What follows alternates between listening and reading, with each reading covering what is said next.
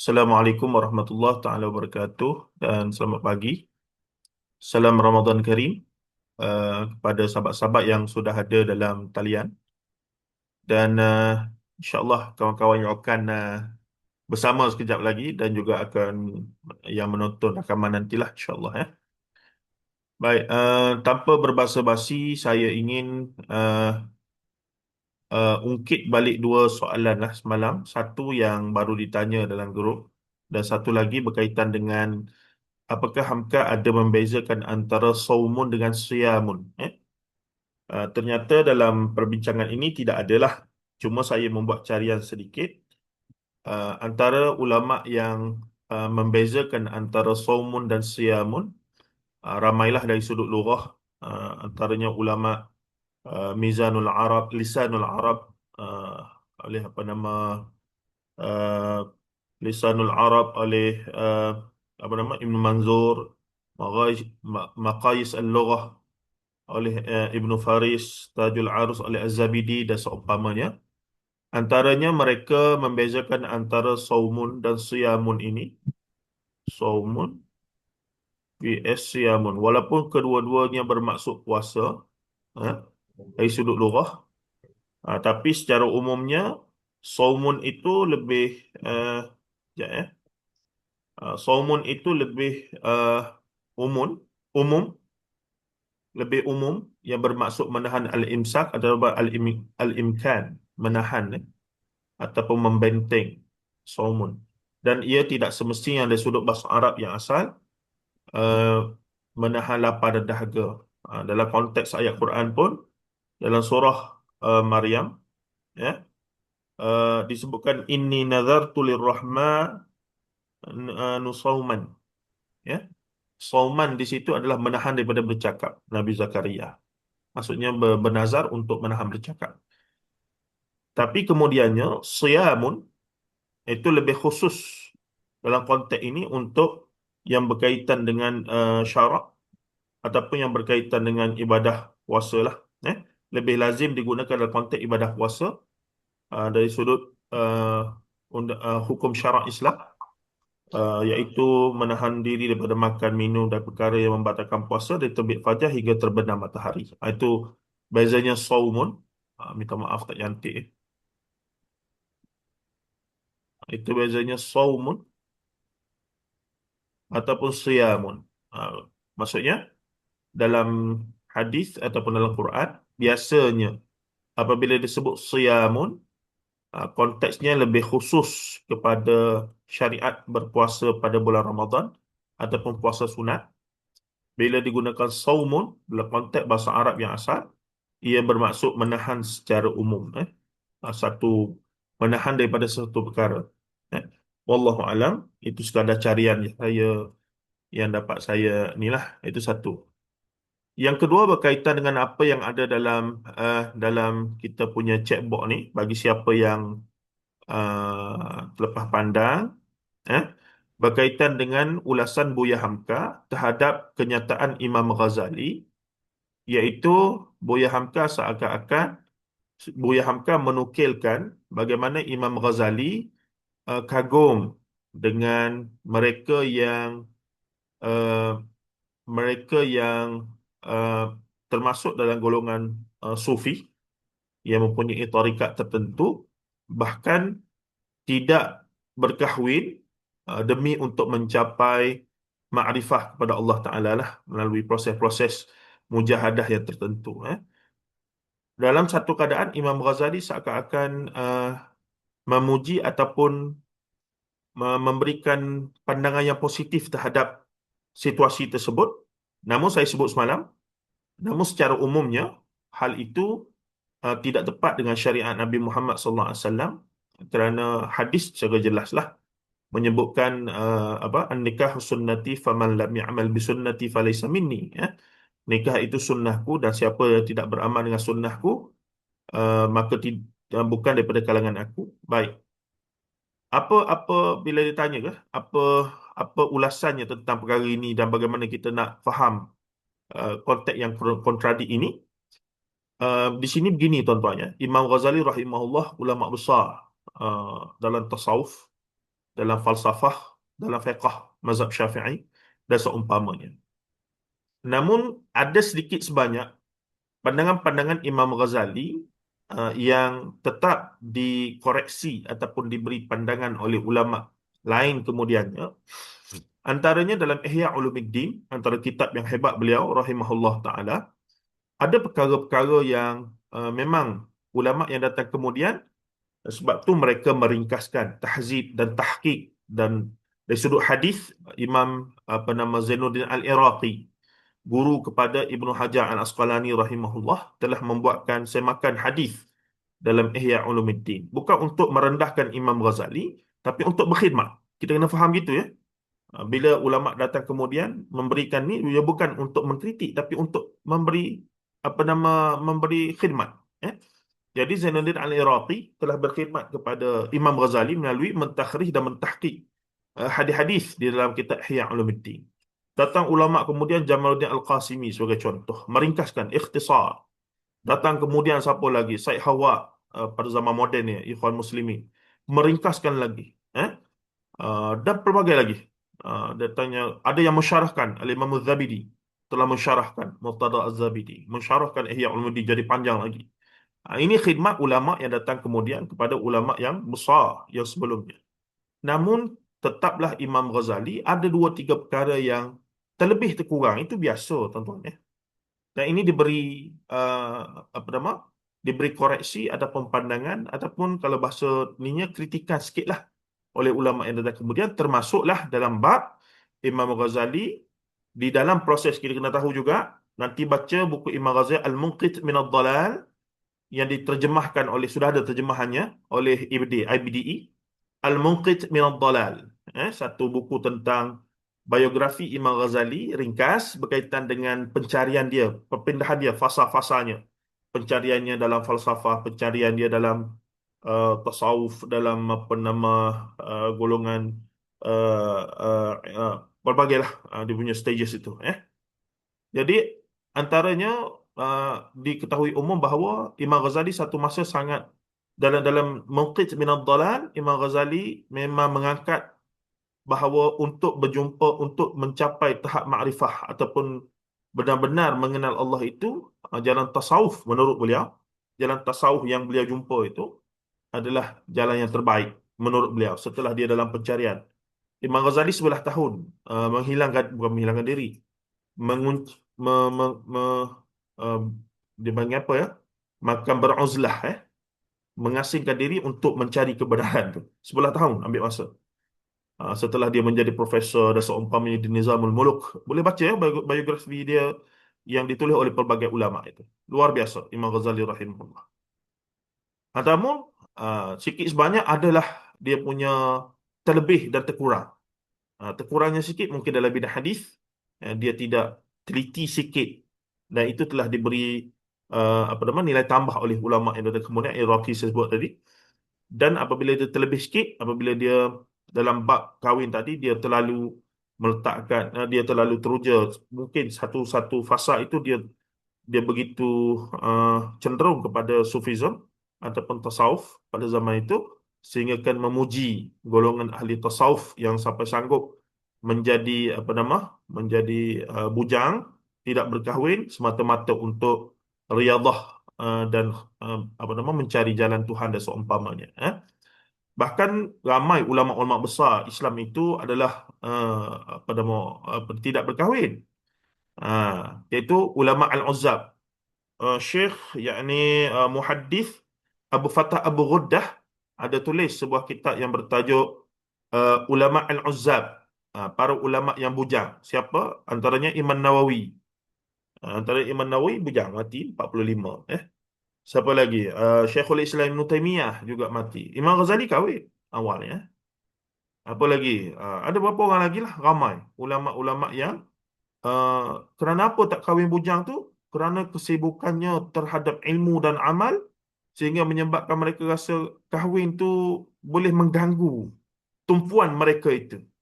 Jadi maksud tak berkahwin itu tidak mengganggu mereka punya. Kita ni kalau tak kahwin terganggu tumpuan tu. Dalam kes ini Imam Ghazali Imam Ghazali melihat ada ulama-ulama khususnya golongan tasawuf ini tak kahwin. Ah, Panjanglah boleh bincang hal ini ya. Dan seumpamanya.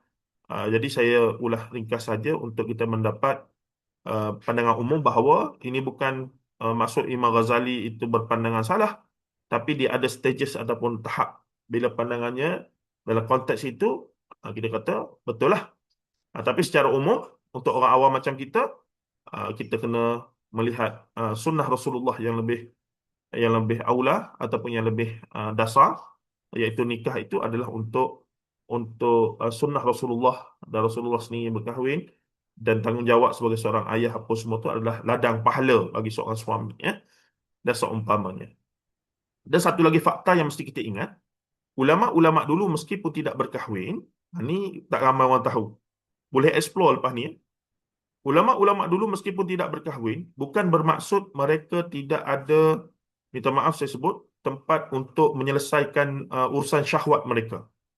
Ini kerana pada zaman tersebut, jariah ataupun hamba abdi yang mereka beli dan berkhidmat untuk mereka, dalam fiqh, kitab-kitab fiqh sekarang, hukum tentang jariah ataupun hamba ni masih ada lagi. Kenapa?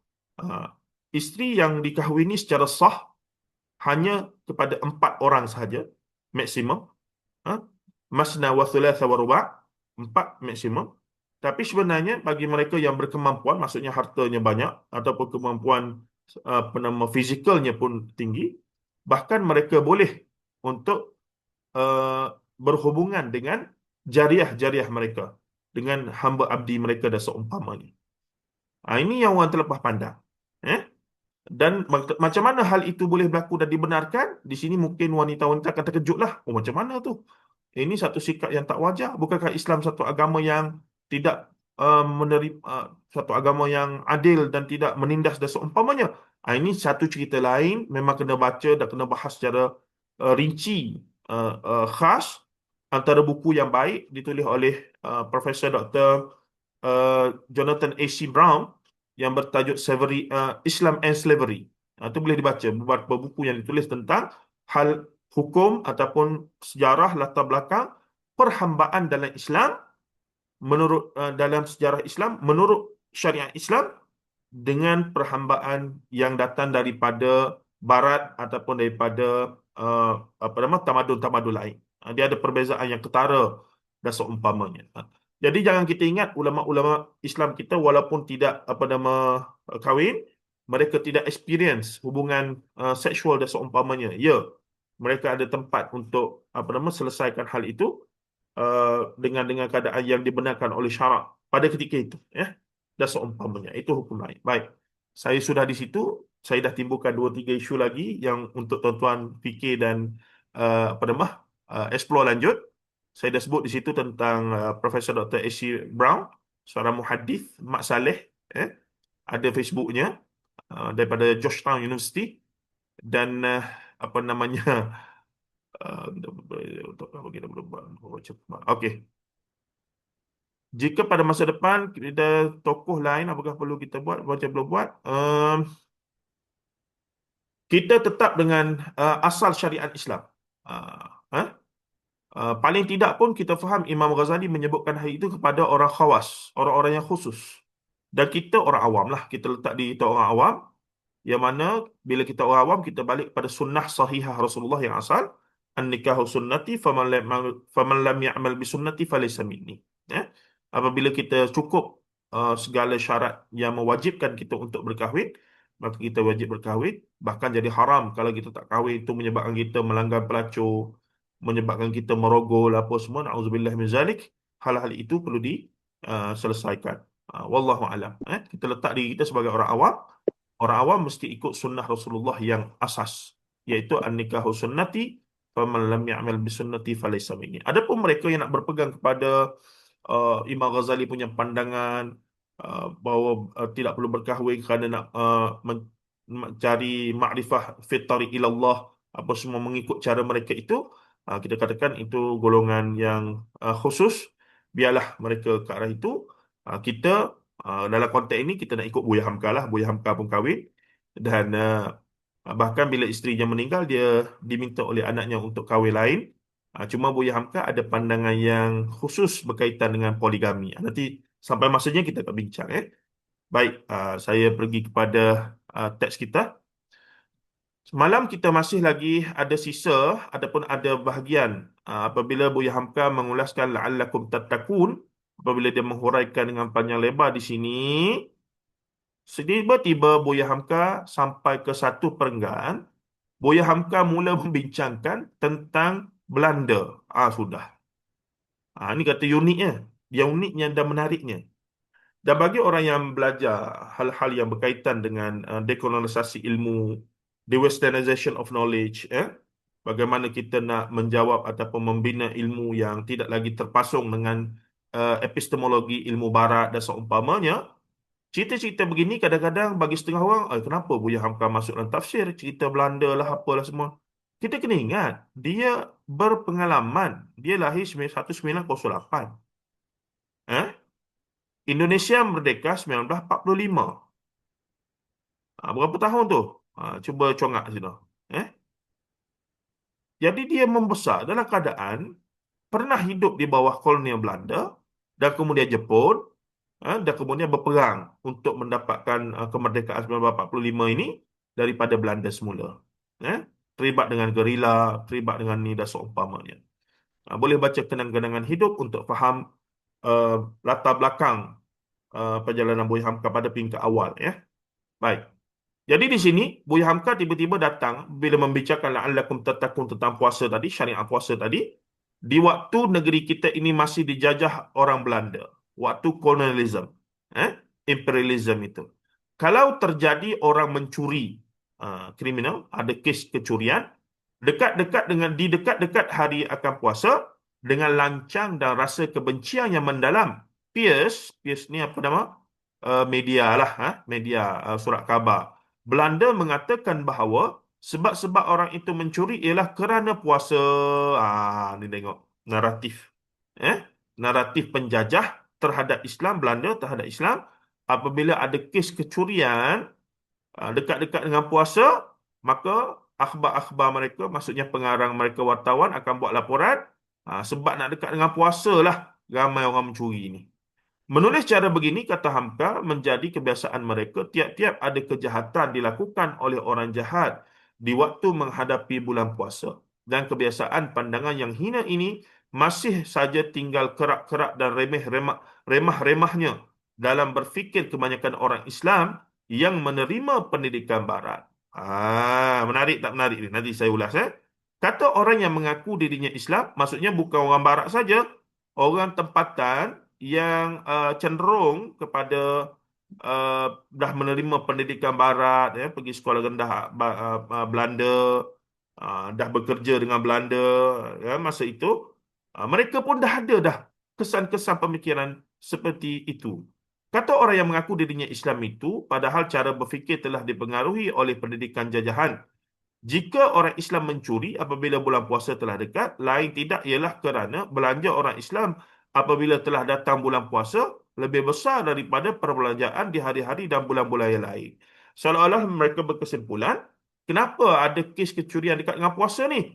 Kerana biasanya bila datang puasa, bulan puasa ni, orang Islam akan berbelanja lebih tinggi, lebih banyak memerlukan modal, duit, untuk buat perbelanjaan menghadapi bulan puasa dan kemungkinan raya jugalah. Alasan yang demikian bukanlah ilmiah. Buya Hamka mengkritik di sini. Dia mengkritik situasi ataupun kes ini. Bukan ilmiah, hanya kebencian yang diilmiahkan. Tajam ya. Alasan ini yang demikian bukan ilmiah. Maksudnya hujah penyataan perdakwaan itu tidaklah ilmiah, hanya kebencian yang diilmiahkan. Wah, luar biasa ya. Mana ada orang guna dah apa nama kaedah berbahas begini ni. Pencuri bukanlah orang yang berpuasa. Pencuri adalah orang-orang yang telah rosak budi dan jiwanya. Dia bukan isu puasa tak puasa. Kalau orang mencuri, dia mencurilah juga. Bulan puasa pun dia mencuri. Hari raya pun dia mencuri. Sebab dia itu sendiri bermasalah. Bukan kerana dia orang Islam yang nak menghadapi puasa. Itu masuk Hamka dalam arti kata membela ataupun menjawab balik rebate ataupun apa nama kita kata, ribat balik apa yang didakwa oleh orang Barat ataupun bias Belanda yang menjajah ketika itu, dan mereka yang dianggap sebagai apa nama, yang terpengaruh kerana melalui pendidikan Barat dan mungkin menjadi pegawai-pegawai kerajaan Barat ketika itu, ya. Dekat-dekat kekuasaan Belanda akan runtuh, terjadi penangkapan besar-besar terhadap kepada orang-orang Belanda yang berpangkat tinggi kerana kejahatan seks. Eh? Iaitu laki-laki menyetubuhi laki-laki. Dah ada dah zaman ni gejala homoseksual yang gay lah, ya, laki-laki dengan laki-laki dah ada dah berlaku di kalangan apa namanya, orang-orang Belanda yang berpangkat tinggi kerana itu. Perbuatan keji yang dikenal sebagai umat Nabi Lut, gay lah, homoseksual, maka tidaklah boleh orang Islam yang fanatik, yang benci kepada orang Kristen mengatakan bahawa timbulnya perangai keji itu kerana orang Belanda itu berpegang kepada ajaran kependetaan yang melarang pendeta-pendeta kahwin, sehingga orang kerana memuncak syahwat, orang laki-laki menyetubuhi sesama laki-laki. Maksudnya Hamka di sini mengatakan tak bolehlah kita kerana benci kepada penjajah ataupun agama mereka, kita buat kesimpulan golongan itu menjadi homoseksual gay ni kerana ajaran agamanya. Tidak, kerana orang itu sendiri yang bermasalah. Maksudnya begitu. Same tu apabila dia berhujah, ha, orang Islam mencuri ni sebab apa? Sebab datang bulan puasa, nak kena puasa, kena guna duit banyak, maka ramailah orang Islam, orang Indonesia lah ketika itu, Hindia Timur, menjadi pencuri dan banyak barang yang hilang. Itu satu benda-benda yang dikata simplistik ataupun kita panggil apa? Uh, Generalisasi. Satu bentuk pukul rata. Dipanggil pukul rata. Tak boleh begitu. Begitu Hamka mengajar kita. Baik, kita pergi sikit lagi. Laju.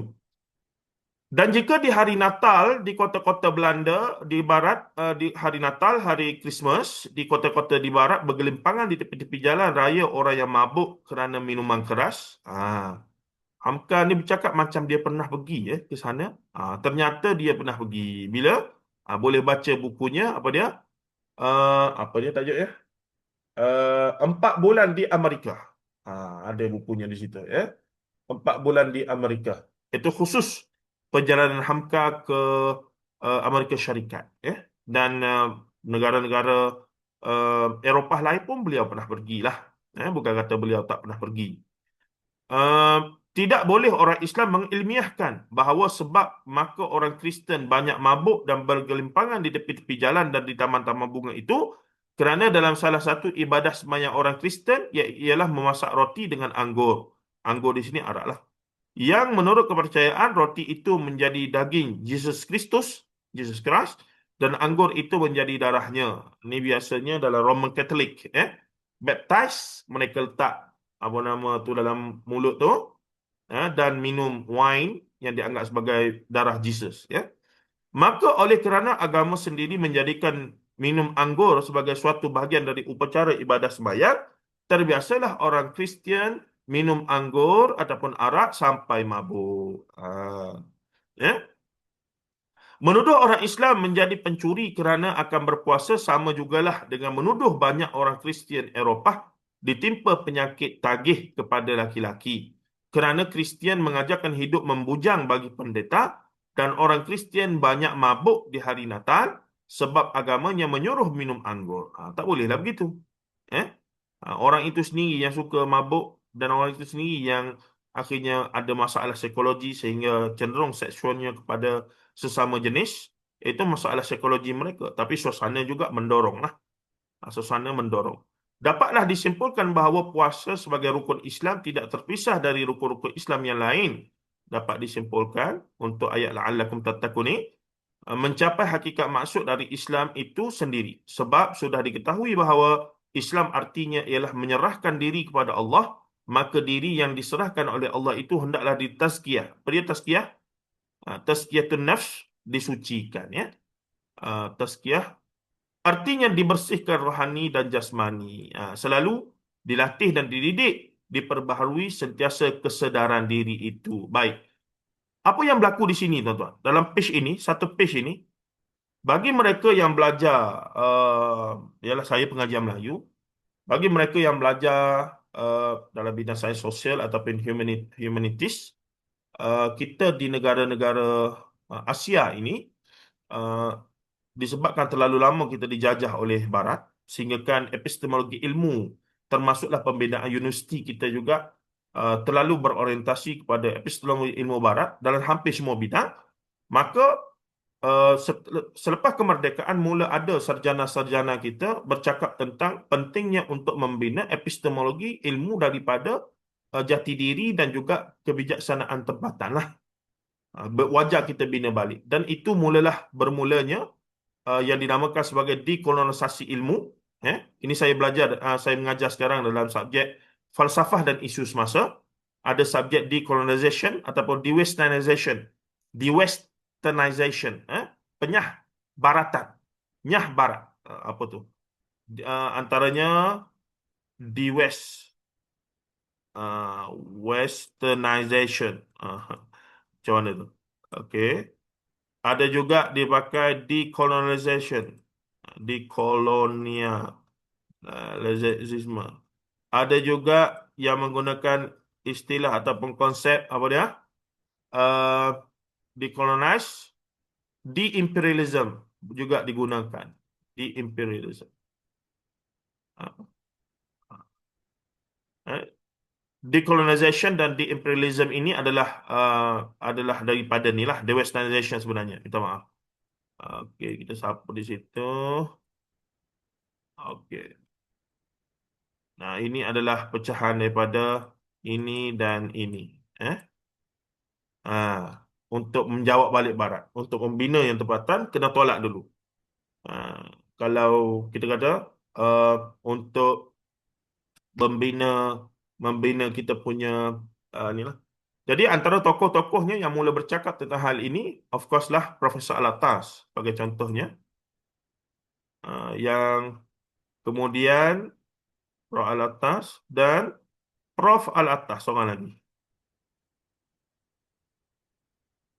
Ejennya hampir sama, tapi orang yang berbeza. Yang ini Profesor Dr. Syed Muhammad Naqib Alatas. Untuk menjawab balik Barat, dia pun antara gagasan dia, banyak gagasan dia, antara yang paling masyhur adalah Islamization of Knowledge. Dan dia lahirkan buku lah, Islam and Secularism, kemudian risalah untuk kaum muslimin dan seumpamanya. Yang kedua, abang dia, iaitu Prof. Al-Attas. Syed Hussein Alatas, Prof. Datuk Dr. Syed Hussein Alatas. Yang ini Profesor Diraja Terpuji, Tan Sri, Dr. Tan Sri, Profesor Diraja Terpuji, Dr. Syed Muhammad Naqib Alatas. Yang ini Profesor Datuk Dr. Syed Hussein Alatas. Syed Hussein kemudiannya, antara gagasan utama dia adalah ilmu mandiri ataupun autonomous knowledge. Ini kemudian ada school of thought, ada anak murid-murid dia, dan ada institusi yang menampung idea-idea dan mengembangkan di Malaysia dan Indonesia. Kalau di Malaysia ada ISTEC yang kemudian menjadi KASIS, yang kemudian menjadi INSIS. Ini nama-nama institusi ya. Kalau Prof. Alatas ini ada Syed Hussein, beliau kemudian berkhidmat bila balik daripada UK, daripada Belanda, dia buat PhD di sana. Prof. Alatas di UK dan US, balik masing-masing berkhidmat di UM dan UKM, dan kemudian Prof. Alatas pergi ke NUS. Syed Hussein pergi ke NUS dan lama berkhidmat di sana. National University of Singapore, yang asalnya UM juga sebenarnya. UM asal lah. UM Saman Singapura. Ya. Jadi Syed Hussein di sana ada Malay Studies Department. Jadi anak-anak murid dia berkumpul di sana. Majoriti sekarang yang di sana itu sebagian besar adalah anak murid dia lah, yang menampung idea-idea de-westernization of knowledge, decolonization dan de-imperialism, dengan melalui epistemology of knowledge, dengan melancarkan ataupun membawa gagasan ilmu kita panggil autonomous knowledge. Ini akademik lah, tapi nak katanya asasnya adalah ini. Dan Buya Hamka telah membincangkan hal tersebut secara sengaja ke tak sengaja ke wallahu alam, tapi mindanya ada minda de-westernization of knowledge ataupun decolonization ataupun de-imperialism, ada dah. Dan saya semalam pun duk fikir, kalaulah ada orang nak buat PhD mengkaji pemikiran Nyah Barat. Nyah Barat The Westernization ni Prof Wan Muhammad Noor, murid pada Prof Syed Naqi Altas, guna istilah penyah baratan. Nyah baratan dia panggil. Ini satu wacana dalam di universiti di peringkat master PhD lah. Jadi kalau ada siapa-siapa yang nak sama master PhD nak fokus kepada pemikiran penyahbaratan Barat dalam karya-karya Hamka, khususnya tafsir Azhar ni, pada saya relevan untuk diangkat subjek kajian tersebut. Saya ingat belum ada yang mengkaji secara khusus ataupun secara komprehensif tentang hal tersebut, tentang pemikiran Buya Hamka berkaitan dengan penyahbaratan ilmu dan seumpamanya itu. Okey, baik. Jadi bayangkan, untuk satu teks ini, Buya Hamka menjawab secara sepele, kata orang Indonesia, secara tuntas, betapa jahatnya, betapa silapnya, betapa sengajanya mereka mencipta naratif dan persepsi yang buruk terhadap yang namanya Islam dan syariatnya, yang sebenarnya, tapi dalam masa yang sama, Prof Al-Atas pun ajar, walaupun kita tak setuju dengan mereka, kita tak boleh bersikap macam mereka. Kita tak boleh kata mereka jadi jahat, mereka jadi homoseks, gay, lesbian, mereka jadi apa nama tadi, apa lagi? Kerana agama mereka yang suruh. Tidak. Itu memang sikap mereka yang bermasalah. Kerana akhirnya agama Kristian juga mereka tinggalkan, mereka rosakkan dan seumpamanya. Itu Barat yang berlaku. Sebab tu kena faham sungguh tamadun dan peradaban Barat untuk kita faham apa masalah yang ada di dalam tamadun Melayu kita moden ini, untuk kita melahirkan, mentajdid dan mengislahkan, mendatangkan solusi ketamadunan. Dan itulah perjuangan ramai tokoh-tokoh, sama ada tokoh kaum muda ke kaum tua ke, kita patut ambil segala yang ditinggalkan oleh mereka dan melahirkan yang sesuai dengan konteks kita pada hari ini. Ini satu perjuangan panjang, bukan setakat tafsir Quran. Sebab tu tafsir Quran ni, bila kita balik kepada faham Quran tu, dia bawa kepada satu pemikiran ketamadunan. Saya punya PhD dalam bidang peradaban Islam. Memang inilah hal-hal yang kita nak fokus dan kita nak angkat dan seumpamanya. Sebab tu bila orang bergaduh hal-hal yang terlalu khusus di antara sekte aliran pemikiran, mazhab akidah, mazhab fiqh tu, satu ketika kita seronok, saya seronok lah. Dan saya ada pandangan dan kecenderungan saya sendiri lah. Bila berlakunya khilaf, bergaduh antara guru-guru kita, tokoh, satu masa saya seronok. Tapi lama-lama saya fikir, ada benda lain lah yang lebih utama dan besar. Kerana perbezaan yang menjadi panjang ini, sebahagian besarnya adalah perbezaan yang memang diiktiraf. Boleh agree to disagree. Dia bukan kata orang ni dah jadi tukar Tuhan ke, orang ni dah jadi tak nak terima Allah sebagai Tuhan, nak terima. Dah, dia beza pada benda-benda yang cukup khusus. Yang benda tu seronok untuk kalangan para ulama, para sarjana. Cuma zaman media sosial ni, ia dah menjadi terlalu mesh di luar sana. Jadi, kita pun terperangkap dengan isu itu dan hilang fokus sikit lah. Jadi, itu saya harap gerakan ini boleh kita apa nama? Boleh kita untuk bangkitkan balik pemikiran tamadun berdasarkan Al-Quran, tapi dengan melihat tafsir-tafsir yang menyantuni keperluan dan juga sesuai dengan konteks. Dan saya melihat itu ada pada tafsir Al-Azhar lah. Itu ada pada tafsir Al-Azhar. Baik. Ya, furuk cabang. Okey. Puan Nur Azhar, boleh kita bincang lanjut. Siapa yang minat nak sama master PhD, boleh kita bincang lanjut apa-apa saja tentang Buya Hamka ni, saya boleh ada satu universiti yang menawarkan apa nama beasiswa penuh bagi mereka yang nak mengkaji berkaitan dengan Hamka. Boleh PM lanjut, nanti kita bincang Okey, baik. Okey, untuk hari ini fokusnya adalah ayat 184 selanjutnya, firman Allah Ta'ala. Jadi ingat tadi tentang pensyariatan dulu, kewajipan la'allakum tattaqun sebagai output, dan kemudian Dalam ayat 184 Allah Ta'ala mula fokus kepada isu teknikal yang berkaitan dengan fiqh. Ayyaman ma'dudat. Selanjutnya firman Tuhan iaitu beberapa hari yang dihitung.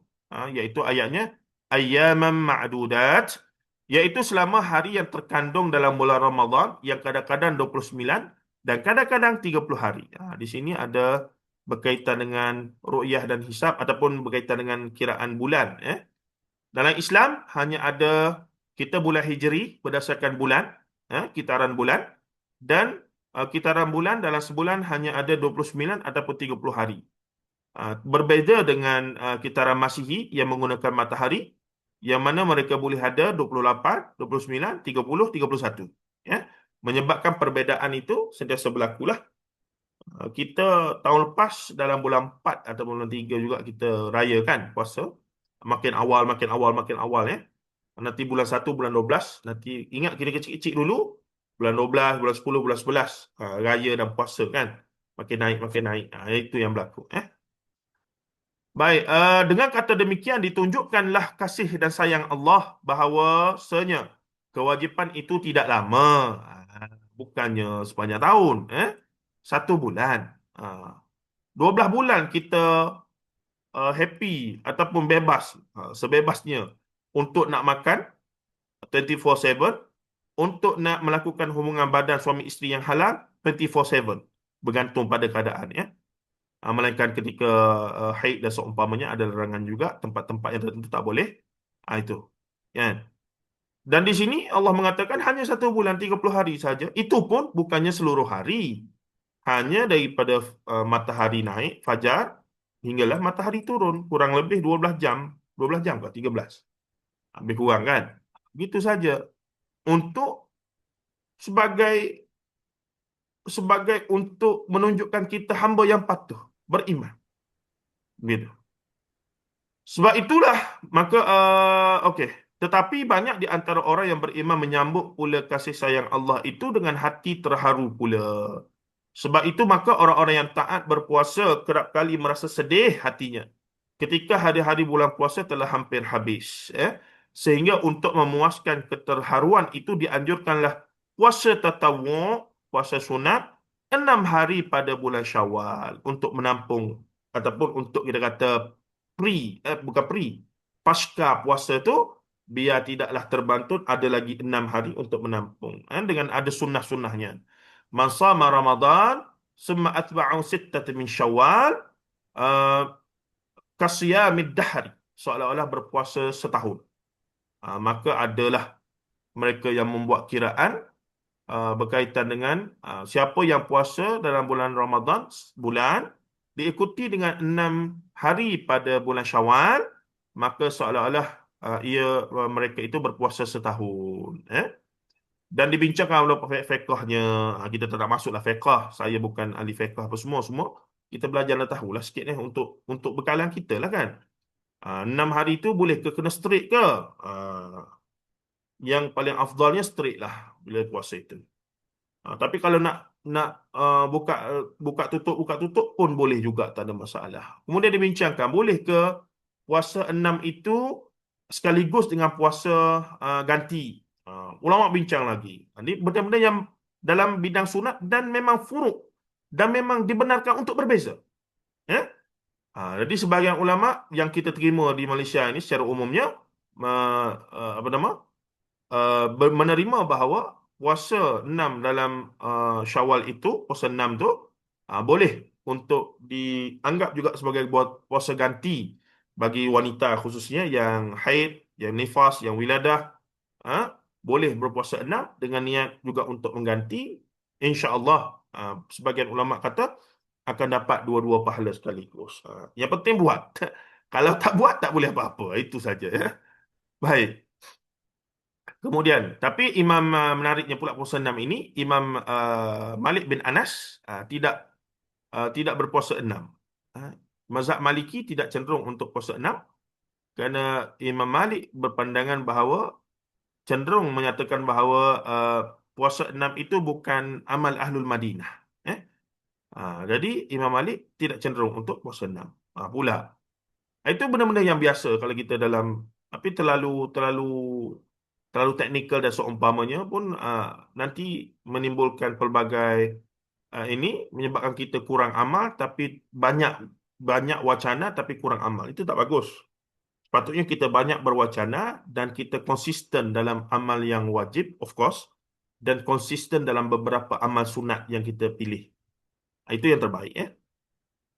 Baik. Apa nama? Ayatnya ayam ma'dudat faman kana minkum maridan aw ala safarin fa iddatun min ayyamin ukhar. Maka barang siapa di antara kamu yang keadaannya di dalam sakit atau dalam perjalanan safar, maka perhitungan dari hari lain. Meskipun ini masuk hukum berkaitan dengan orang sakit dengan orang yang dalam musafir apabila dalam puasa. Dalam bulan Ramadan lah maksudnya. Apa yang rukhsah, yang dinamakan sebagai rukhsah, iaitu keringanan. Di sini menarik.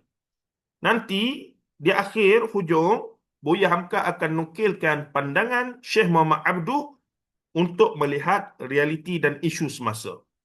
Ini lain sikit mungkin kalau kita tengok hukum-hukum fiqh yang biasa di luar sana yang kita belajar, mungkin pandangan Hamka ni sedikit berbeza kerana sikapnya ataupun kecenderungannya kepada wacana-wacana kaum reformis yang lebih cenderung melihat penyelesaian yang manusiawi. Nanti kita akan tengok.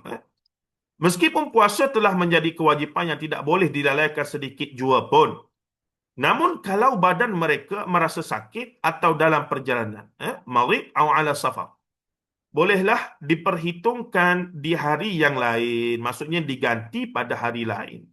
Maksudnya dibenarkanlah berbuka puasa bagi orang yang sakit. Sakit yang macam mana dia punya tahap, itu juga perlu dinilai, yakni bergantung pada keimanan kita lah. Ada orang dia sakit sungguh-sungguh, tapi dia tetap nak berpuasa kerana dia kata tak boleh, puasa ni wajib, saya nak tahan. Tapi doktor kata tak boleh. Kalau awak tidak berbuka puasa, tak makan, awak akan merosakkan badan. Dan seumpamanya. Maka di situ boleh jatuh pada berdosa. Wajiblah pula dia berbuka puasa itu sebab menjaga nyawa. Hifzun nafs adalah dalam maqasidus syariah.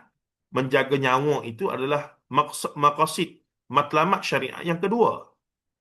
Al-khamsah ad-daruriyah dipanggil. 5 perkara darurat. Nyawa tu perkara 2 selepas jaga agama. Hifzuddin, kemudian hifzun nafs. Menjaga jiwa, menjaga nyawa ni.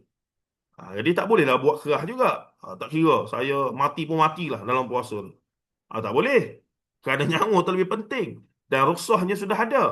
Khawatir, jika siapa yang berkeras begitu, kononnya sebab dia nak puasa, tak nak nak sanakan kewajipan bulan puasa tu, menyebabkan uh, apa nama?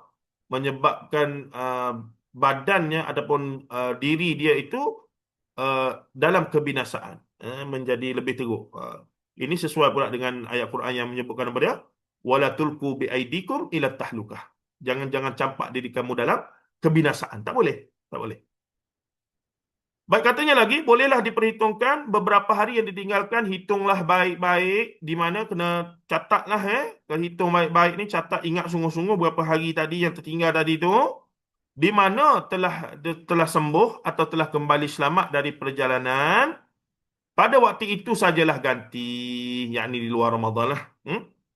Di luar Ramadan, bolehlah ganti. Jadi di sini menariklah guru kami, Fadilatul Syekh Datuk Dr. Abdul Basit Abdul Rahman Hafizahullah. Safar ni macam mana? Safar ni kalau ikutkan mazhab Syafi'i sebagaimana apa nama, sebagaimana syarat musafir 2 marhalah tu. Safar itu dikira sebagai 2 marhalah, maka dikiaskan juga untuk Ramadan juga, perjalanannya mesti setimpal lah. Cuma begini tuan-tuan, ada perbincangan guru kami Fadilatul Syekh Datuk Dr. Abdul Basit Abdul Rahman. Ramai yang travel guna kapal terbang hari ni kan. Dari sudut jarak memang menepati syarat untuk berbuka puasa. Apabila kata lebih ke 2 marhalah, lebih. Guna apa? Guna kapal terbang, guna kereta, kereta pula wildfire, Mercedes lah, apa semua kereta-kereta yang tuan-tuan ada tu lah, yang hebat-hebat tu. Sekarang ni apa? Tesla, dah pelbagai lagi lah. Maksudnya selesa. Okey. Kalau nak diperhalusi, kenapa disuruh berbuka puasa itu? Kerana tak nak menyeksa badan. Bahkan, kalaulah kerana tak makan itu menyebabkan tumpuan dalam perjalanan hilang, boleh menyebabkan kemalangan apa semua, maka itulah sebabnya kenapa syariat mengatakan bolehlah rukhsah pelanggarannya orang yang musafir dan orang sakit berbuka puasa. Cumanya persoalannya sekarang, sebahagian mereka yang musafir adalah dengan kita kata nak kata lelah tu, ya letih lah juga nak pergi airport apa semua tu. Cuma tidaklah seletih naik kuda ke, bawa motor ke, berjalan kaki ke masa zaman dulu. Situasinya berbeza. Ini tidak meninggalkan apa nama syariat rukhsah ya. Kelonggaran itu tetap wujud. Cuma bagi setengah orang, kata Syekhuna Datuk Dr. Abdul Basit Abdul Rahman, kalaulah benda tu tidak memudaratkan diri kita dan kita pula tak tahu bila jenis bukan rajin puasa dan tak tahu bila nak ganti, dan kalau kita puasa pun tidaklah menjejaskan apa-apa, maksudnya flight kan, saya balik Kelantan contoh 45 minit guna flight. Tak adalah rasa lapar apa semua. Sekejap, tak apa sejam kan. Tapi dari sudut jarak dah menepati syarat. Maka menurut guru kami itu bahawa lebih baiklah kekalkan puasa kerana kita tak tahu bila pula kita boleh ganti puasa nanti. Daripada berhutang, lebih baiklah kita kekal kerana hal-hal yang uh, uh, hal-hal yang kita kata kesan-kesan sepatutnya pada musafir itu, iaitu letih badan, tumpuan hilang apa semua tu, tak ada. Contohnya lagi, kalau saya nak pergi, kita bermusafir guna kereta daripada KL ke Perlis ke Kelantan ke, kita ni adalah uh, penumpang sahaja, bukan pemandu ya. Jadi 5-6 orang tu, kita seorang sahaja penumpangnya. Penumpang ni duduk belakang tidur daripada awal sampailah sampai. Dah berhenti solat, lepas tu masuk kereta tidur balik, memandu seorang. Jadi dalam ramai-ramai tu, yang paling afdal untuk berbukanya adalah pemandu sajalah. Tu kalau dia nak berbuka dan dia nak bagi tumpuan, dia tak nak mengantuk, dia tak kena makan kuaci ke, apa nama, kena adalah minum air ke apa semua itu gini. Tapi yang penumpang-penumpang tadi masuk aircon, tidur, kereta selesa, wildfire apa semua tu tak kisahlah kereta apa pun. Tapi kalau dapat tahan, wajarlah cenderung kepada untuk menahan kerana khuatir tak tahu bila pula untuk nak boleh ganti dan seumpamanya. Itu bukan hukum, dia lebih kepada apa nama cadangan lah ya untuk realiti situasi pada hari ini. Wallahu a'lam. Baik. Okey. Dan atas orang maridan aw ala safar fa iddatu min ayyamin ukhra, uh, wa huwa alladhi yutiqu lahu fidyatun ta'amu miskin. Dan atas orang-orang yang berat, mereka atasnya ialah fidyah. Fidyah apa dia? Bayaran ya, ataupun galang gantilah pada puasa tadi. Memberi makan orang miskin. Ni pun ada perbincangan panjang. Fidyah tu apa?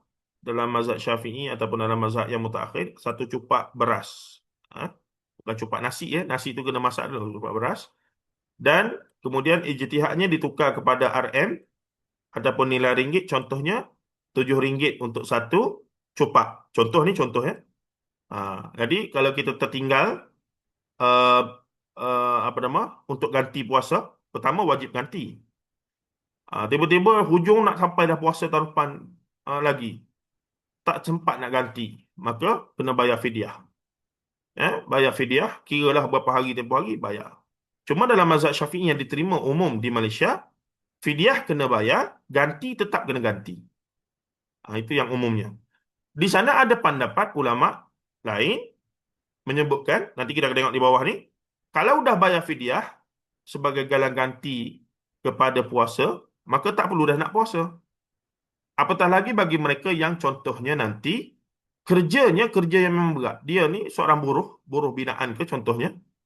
Tahun lepas dia buruh, tahun depan dia takkan jadi jutawan lah, melainkan nak berlaku keajaiban apa-apa. Tahun depan pun dia adalah buruh binaan juga, yang kerja berat juga. Maka kalau tahun ni dia tak sempat nak ganti puasa, letih badan apa semua, datang tahun depan dia pun masih bekerja sebagai buruh tadi, maka macam mana dia nak jadi berganda-ganda lah. Di sinilah ada perbincangannya sedikit. Cuma secara umum, mazhab rasmi di Malaysia, fidyah kena bayar, ibu mengandung ke tu ya, ya apa nama, dah seumpamanya mereka yang sakit ke apa semua tu, ganti tetap kena ganti. Baik. Orang-orang yang berat ke atasnya ialah orang yang beriman yang tetap mempunyai keinginan mengerjakan puasa, tetapi kalau dikerjakannya juga sangatlah memberati kepada dirinya. Baik kerana dia sudah terlalu tua atau kerana sakit yang berlarut-larut. Tanpa dah sakit bedridden, tahun ni bedridden juga sebelum meninggal lagi. Macam mana dia nak ganti puasa tu? Jadi caranya adalah bayar fidyah. Tetapi kalau dikerjakannya juga sangatlah memberati pada dirinya, baik kerana dia sudah terlalu tua atau kerana sakit yang berlarut-larut, sehingga waktu buat membayarnya di hari yang lain tidak ada. Kerana di hari yang lain dia masih sakit juga. Maka untuk hari-hari puasa yang terpaksa ditinggalkannya itu, bolehlah digantinya dengan membayar fidyah, iaitu memberi makan fakir miskin, ini asasnya. Makanan yang diberikan kepada fakir miskin itu pun tidak banyak. Cukup untuk kenyang makan sehari. Di dalam hadis diterangkan bahawa fidyah itu hanya satu mud. Satu mud ni satu bekas gandum. Dalam mazhab Syafi'i, zaman zaman zaman dulu, mereka guna gandum. Zaman Rasulullah tak ada beras, gandum kan. Dia ada sok, mud, sok mud. Ni kalau kita belajar fiqh mazhab Syafi'i dia detail ya. Berapa liter sebenarnya tu. Dan satu mud ini telah dikiaskan kira-kira 1 liter beras. Memang orang makan untuk satu hari cukup 1 liter beras. Okey di situ. Saya tengok ni sikit, komen-komen sikit. Benar Ustaz Aman ya. Mizan, fikul mizan. Itu satu pemikiran yang bagulah yang dipopularkan oleh Samahah Mufti wilayah sekarang ya, melalui guru beliau iaitu apa nama, Syekh Dr. Qaradari ya. Baik, menurut tafsiran daripada Sayyidina Ali bin Abi Talib yang diriwayatkan oleh Ibnu Jarir At-Tabari, Syekhul Mufassirin, Muhammad bin Jarir At-Tabari, orang yang keberatan atasnya ialah orang yang telah amat tua, yang tidak kuat lagi mengerjakan puasa. Maka bolehlah dia berbuka sahaja dan memberi makan seorang miskin untuk tiap satu hari yang ditinggalkannya. Berdasarkan pandangan ini, seolah-olahnya bila seorang itu sudah sangat tua, ya, berapa umur 100 tahun, tapi Tun M tu nampak sihat lagi. Tak tahulah dia puasa ke tidak ya. Tapi nampak macam boleh pergi lagi tu. Jadi bila dia sangat tua tak larat, terangkat syariat puasa ke atasnya dan dia boleh secara terus memberi makan tadi, apa nama, membayar fidyah tadi secara terus. Contohnya pada zaman dulu memberi makan seorang miskin untuk tiap hari yang ditinggalkannya itu. Menurut hadis yang dirawikan oleh Ibnu Abi Syaibah daripada Anas bin Malik radhiyallahu anhu, di tahun dia akan meninggal dunia, Anas bin Malik ni sahabat Rasulullah yang duduk dengan Rasulullah kan. Dia serahkan oleh mak dia untuk menjadi pembantu rumah Rasulullah SAW. Ada banyak hadis-hadis yang menarik daripada antara perawi hadis yang masyhur dan banyak riwayatkan hadis. Kerana Anas bin Malik ni lama dengan Rasulullah sallallahu alaihi wasallam. Apa yang berlaku? Anas bin Malik ni didoakan oleh Rasulullah panjang umur, murah rezeki, anak ramai. Jadi Anas bin Malik radhiyallahu anhu makbul doa Rasulullah, adalah antara sahabat yang lanjut usianya, anak dan cucu cicitnya ramai dan senanglah hidupnya, agak senang kemudiannya. Ya. Bahkan kan dalam kelas dengan salah satu guru kami bincang tentang Anas bin Malik ni, disebutkan bahawa Anas bin Malik ni mengebumikan jenazah anak dan cucu dia berapa ramai dengan tangan dia sendiri. Nak katanya lanjutnya usia dia tu, anak dan cucu dia tu mati lebih banyak, dah mati, ramai mati dan dikebumikan oleh dia sendiri. Jadi kerana lamanya usia dia itu, dia lanjut usianya sebagaimana Abu Ayyub Al-Ansari juga antara yang sahabat yang agak lanjut usia, sebab ialah Rasulullah 63 tahun kan. Kalau yang lebih daripada 80 90 tu dah kira agak panjang umurnya lah ya. Maka menurut hadis ini, Anas bin Malik di tahun dia akan meninggal dunia sudah lemah mengerjakan puasa, maka dibuat kenyalah roti satu periuk besar lalu diberinya makan 30 orang miskin. Berdasarkan teks ini, seolah-olah Anas bin Malik ni, bila mana datang bulan puasa, dia tak mampu dah nak puasa, ketika dah sangat tua, dia panggil 30 orang fakir miskin sekaligus, dan dia jamu ketiga-30 orang sekaligus itu untuk menebus 30 hari puasa yang dia tak mampu nak buat itu. Nampak tak? Nampak tak tu? Ini menarik ya. Cuba kena takhrijlah balik hadis ni. Saya harap ada versi yang ditakhrij hadisnya akan terbit nanti, sama ada versi Indonesia ataupun versi Malaysia. Versi Malaysia sedang diusahakan, tapi panjang lagi perjalanan nampaknya tu. Menurut riwayat lagi daripada Abdul bin Humaid dan Ad-Darqutni dari Ibnu Abbas radhiyallahu anhuma, bahawa beliau Ibnu Abbas radhiyallahu anhuma mengatakan kepada ibu anak-anaknya yang sedang hamil ataupun sedang menyusukan anak yang tidak sanggup pada waktu itu mengerjakan puasa, supaya berbuka saja. Ibu menyusukan anak ni letih kan. Jadi Ibnu Abbas radhiyallahu anhuma yang didoakan oleh Rasulullah, Allahumma faqihu fid din wa 'allimhu ta'wil ini, dikatakan antara mufassir Quran Rasulullah SAW, maka dia telah menyuruh isteri dia lah, ibu anak-anaknya ni, isteri dia yang menyusukan anak untuk berbuka kerana letihnya menguruskan anak dan menyusukan anak itu ya. Lalu memberi makan kepada orang miskin dengan tidak usah mengqada. Ini maksud saya tadi. Siapa? Ni mazhab siapa? Mazhab Ibni Abbas. Bukan mazhab lah, pandangan ataupun ijtihad Ibni Abbas radhiyallahu anhuma. Cukuplah dengan membayar fidyah tadi, ataupun bukan membayar fidyah, ataupun memberi makan orang miskin tadi, fakir, dan tidak usah mengqadanya lagi. Ini berbeza sedikit dengan amalan biasa di Malaysia kita ini. Baik, dalam riwayat lagi daripada Abdul bin Humaid dan Ibnu Abi Hatim dan Ad-Darqutni juga, yang diterima daripada Abdullah ibn Umar radhiyallahu anhuma, bahawasanya salah seorang anak perempuan beliau mengutus seorang pesuruhnya menanyakan kepada beliau dari hal puasa, padahal dia sedang mengandung. Maka Abdullah ibn Umar berkata radhiyallahu anhuma, bukakanlah puasa dan beri makan seorang miskin buat tiap hari yang ditinggalkan itu. Itulah riwayat-riwayat, kata Buya Hamka, amalan sahabat, amal sahabi ya, athar daripada sahabat. Sumber agama ni Quran, sunnah, ijma' dan qiyas. Ijma' di kalangan para sahabat, dan furu' ataupun ikhtilaf di kalangan sahabat, dan qiyas di kalangan para sahabat dan seumpamanya. Pertama kita tengok ijma' sahabat dulu, dan cuma kita tengok khilaf di kalangan mereka. Baik.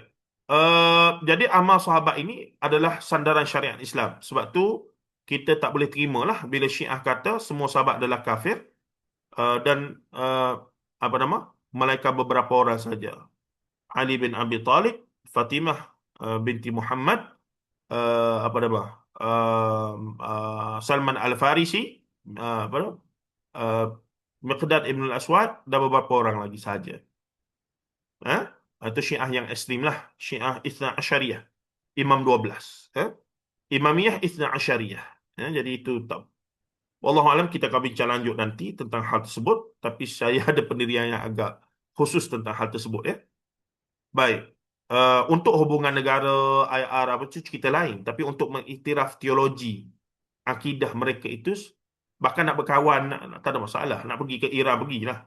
Tapi untuk mengiktiraf pegangan mereka, contohnya mereka berpegang bahawa Aisyah itu berzina selepas Rasulullah wafat. Itu adalah kitab mereka ya. Ditulis dalam bahasa Farsi, bahasa Urdu, bahasa Arab ya. Dan itu jelas pegangan mereka ya. Sahabat-sahabat semua kafir belaka, melainkan beberapa orang tadi. Kita tak boleh terima lah sebagai ahli sunnah wal jamaah. Kita tak boleh terima dan kita tegas dengan hal itu ya. Baik, bahkan saya secara pribadi saya panggil agama Syiah, bukannya mazhab Syiah. Saya panggil agama Syiah. Sebab syahadah mereka pun tak sama dengan kita. Kita asyhadu an la ilaha illallah wa asyhadu anna Muhammadar Rasulullah. Syahadatain, dua kalimah syahadah. Nanti boleh Google cari cara Syiah bersyahadah. Antaranya yang boleh kita dengar, asyhadu an la ilaha illallah wa asyhadu anna Muhammadar Rasulullah wa aliyyu waliyullah wal khabaini hujjatullah, dan dia tambah pula wal la'nat ala Abi Bakr wa Umar wa Uthman. Kita saya buat ni, saya ni sikit lah. Tak apa, itu ni masing-masing. Boleh buat kajian lanjut dan bacaan lanjut ya. Baik, kita pergi laju lagi. Okey. Itulah riwayat-riwayat dan dari keterangan riwayat cara yang dilakukan oleh Anas bin Malik tadi, kita dapat memahami bahawa boleh pula orang miskin itu diberi makan 30 orang sekaligus. Tetapi siapa yang menderma lebih, maka itu adalah baik untuknya. Ha? Meskipun yang diwajibkan hanya makanan sehari seorang miskin, kalau engkau orang mampu, orang kaya lah, orang yang ada sikit ni, have ni, apalah salahnya engkau berikan lebih menurut kesanggupanmu. Tapi tak boleh jam terus pada konklusi ini.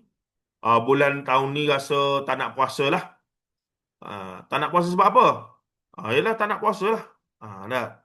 Dan ada trend ya, saya pun baru tahu. Ada trend sebahagian orang yang have ni. Bukan semua, tapi ada. Bila mari bulan puasa, mereka akan musafir luar negara. Dia duduk sebulan, mana UK ke, US ke, mana New Zealand ke, mana tak kisahlah. Sebab apa tu? Wallahu alam. Eh? Tapi bila bulan puasa saja, mereka akan santak ke raya lah. Mereka beraya di luar negara. Yalah, orang mampu, kita tak bolehlah cemburu ke, dengki ke kan? Tak baik. Tapi itulah menarik lah. Setiap kali bulan puasa, mereka keluar negara. Nah, dan tidak bolehlah mereka yang berduit ataupun kaya, jutawan, hartawan, bilioner, jutawan pun sekarang tak ada apa sangat dah. Ah, Bukan tak ada apa, maksudnya ramai, ramai sebenarnya. Saya baru jumpa salah seorang murid saya jugalah, kelas dengan saya. Kerja dengan TMB, tapi dah 30 tahun lah maksudnya. Dan antara eksekutif tinggi. Saya tanya, bang, abang kerja berapa lama? Kata 30 tahun dia dah. Oh, kalau di JLC ni, kalau dah kerja 30 tahun tu, eksekutif level tinggi, boleh ke masa hujung nak pencen tu dapat ada sejuta dalam K2SP? Dia kata boleh ada, Ustaz. Boleh ada, doktor, dia kata. Oh, saya pun, maksudnya abang dah ada lah. Dia pun senyap. Maksudnya terkejut saya. Wah, ini kalau masa pencen dapat kompos juta dalam K2SP, itu nak meneruskan hidup lepas umur 60 tu agak agak agak stabil ya, walaupun tak ada pencen. Begitulah maksudnya. Baik. Katanya lagi, senyap je semua ini ni. Risau pula saya. Okey ke semua ni? Kita dah pukul 9 ni. Ada Ustaz, ada soalan tu, ada soalan. Okey, sekejap saya tengok. Pula ada Mirza Malaysia. Kalau sudah tua 87 dan ada nyanyuk kadang-kadang ingat dan kadang-kadang lupa, bolehkah untuk tak berpuasa? Dan berdasarkan kriteria umurnya dan kesihatan tubuh badan dan penyakit nyanyuknya itu, saya punya pandangan ya, tapi kena cek balik dengan mufti lah, dengan apa nama orang autoriti di tempat kita tu. Paling tidak mungkin pejabat agama pada saya dah cukup syarat. Itu berdasarkan kriteria tadi Wallahu alam. Jika dia datang boleh kongsi ayat atau fahamkah tafsir Wahab Rasak beliau dalam penjara. Ini boleh baca dalam mukaddimah yang paling cepat kalau nak capai lah. Dalam mukaddimah tasawuf moden. Tasawuf moden. Dalam mukaddimah tasawuf moden ada beliau tulis berkaitan dengan hal tersebutlah, situasi di mana dia kata dia baru faham kenapa orang yang dalam penjara itu perlu dijauhkan dengan benda-benda tajam. Memang terlintas, memang akan ada lintasan orang yang ditekan, dituduh, diinterogasi itu akan ada lintasan untuk bunuh diri. Dia tak katalah dia nak bunuh diri, tapi dia kata situasinya bila dalam keadaan itu ada lintasan itu. Wallahu a'lam. Masih mendengar? Okey ya tu. Okey, masih tu. Okey. Okey, sebab diam, tak bunyi apa-apa saya pun kalau boleh aktiflah sikit di kita punya chat ni. Ah, saya tak rasa keseorangan itu saja. Masih mendengar, okey. Kalau ibu ayah tak sempat ganti puasa masa hayat, adakah anak wajib mengqada bagi pihak mereka? Ya, bukan mengqada, membayar fidyah qada tak boleh diganti. Dia macam solat. Solat tak boleh dibayar fidyah dan tak boleh diganti. Solat kalaulah mak ayah kita dulu tertinggal solatnya apa semua, kita boleh berdoa dan memohon keampunan sungguh-sungguh kepada beliau dan banyakkan sedekah atas nama mereka lah. Semoga Allah Ta'ala ampunkan dan seumpamanya. Tapi puasa memang boleh di ni fidyah, dan kalau haji apa semua tu boleh badal lah dan seumpamanya. Wallahu a'lam. Soalan fiqh ni kena tanya ustaz-ustaz fiqh lah, lebih lebih ni ya, lebih lebih lebih ni lah, lebih meyakinkan. Okey, kita teruskan untuk habiskan ayat ni ya. Dan bahawasanya, okey, tapi siapa bernama itu lebih baik. Tapi dalam rangka untuk menebus bayar fidyah tadi ataupun memberi makan orang miskin tadi, kalau kita berkemampuan lebih, maka bagi lebih. Di sini saya teringatlah mak saya, umi saya. Uh, Bila mana bayar bayar bayar apa nama? Bayar apa nama fitrah, zakat fitrah ni, ialah kadarnya ditentukan oleh negeri masing-masing. Ulama berbeza pandangan tentang tempat yang afdal, sama ada di negeri asal kita ataupun tempat kita bekerja dan seumpama-seumpamanya. Cuma saya cenderung kepada tempat kita bekerja lah. Eh, saya UM mana? KL ke Selangor? Saya tinggal Selangor. Tengoklah. Sama ada Selangor ke KL ke, tahun ni Selangor, tahun depan KL. Yang penting bayarlah, jangan tak bayar. Bahkan ada orang berpegang bahawa dia nak bayar sendiri, dia cari fakir miskin sendiri, dia cari anak-anak yatim sendiri, dia bayarlah. Eh? Bahkan satu masa ustaz-ustaz yang ada apa nama, ada uh, tahfiz sendiri ataupun rumah apa semua ni, mereka dengan terbuka mengutip. Sebenarnya itu uh, kalau ikut apa nama, macam salah sebab mereka tidak, melainkan mereka jadi amil, amil rasmi yang dilantik oleh apa nama apa nama pejabat agama. Jadi mereka kata dari sudut ibadah tu sah lah, dah bagi pada apa nama, pada asnaf, ya. Kerana mereka kata pelajar-pelajar mereka itu Ibnu Sabil dan sebagainya, anak yatim dan seumpamanya. Cuma pengalaman saya ya, bila bagi pada mereka tu, mereka masuk poket. Saya nampak poket jubah masa tu dah kembang besar dan macam mana dia nak bezakan antara duit yang orang bagi zakat dengan duit yang orang bagi untuk dia ujrah dia lah, dan duit yang orang sedekah untuk pengurusan, itu masalah pengurusan sebahagian pengusaha tahfiz madrasah dan seumpamanya. Eh? Saya pun jadi termenung sekejap. Macam mana ustaz boleh nak beza-beza ni? Paling tidak, kalau dia jadi amil, dia dapat uh, uh, kalau dia macam Selangor contohnya dapat 20% daripada kutipan. Kalau perlih paling tinggi 50 hingga 60% dipulangkan balik kepada amil untuk buat kerja-kerja yang sesuai dengan apa keperluan asnaf dan seumpamanya lah. Sebab tu ramai jugalah yang memilih bagi zakat pada perlis. Jadi satu isu pula lah. Sebab di Malaysia ni setiap negeri ada majlis agamanya. Kalau syarikat-syarikat korporat di Kuala Lumpur sepatutnya bayar pada uh, PPZ lah, dan masuk pada Baitul Mal. Tapi ada satu ketika tu mungkin sebahagian mereka tu minat nak bayar ke perlis. Sebab nanti pulangannya 50-60% boleh diberi pada NGO-NGO mereka, ataupun yayasan, ataupun rumah-rumah anak yatim yang maksudnya begitu. Ya, di korporat dapatlah pelepasan LHDN, banyaklah untuk pribadi dan seumpamanya. Tapi saya pernah bayar kepada ustaz-ustaz yang minta direct pun pernah. Tapi kemudian rasa tak apa yakin. Dia minta maaf tuan-tuan. Ini pandangan pribadi saya. Saya rasa, dan bila kita berada dengan berkawan dengan sahabat-sahabat yang kerja di PPZ apa semua ni, kita tahu bahawa mereka pun bukanlah tak buat kerja bagus, sangat bagus sebenarnya.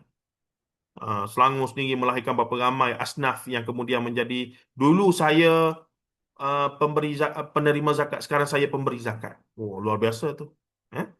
Pada saya apa-apalah, apa-apa yang terbaik untuk zakat fitrah dan zakat perniagaan apa semua tu, tuan-tuan yang mungkin ada korporat ke apa semua ni, boleh cari tempat yang terbaik lah. Okey.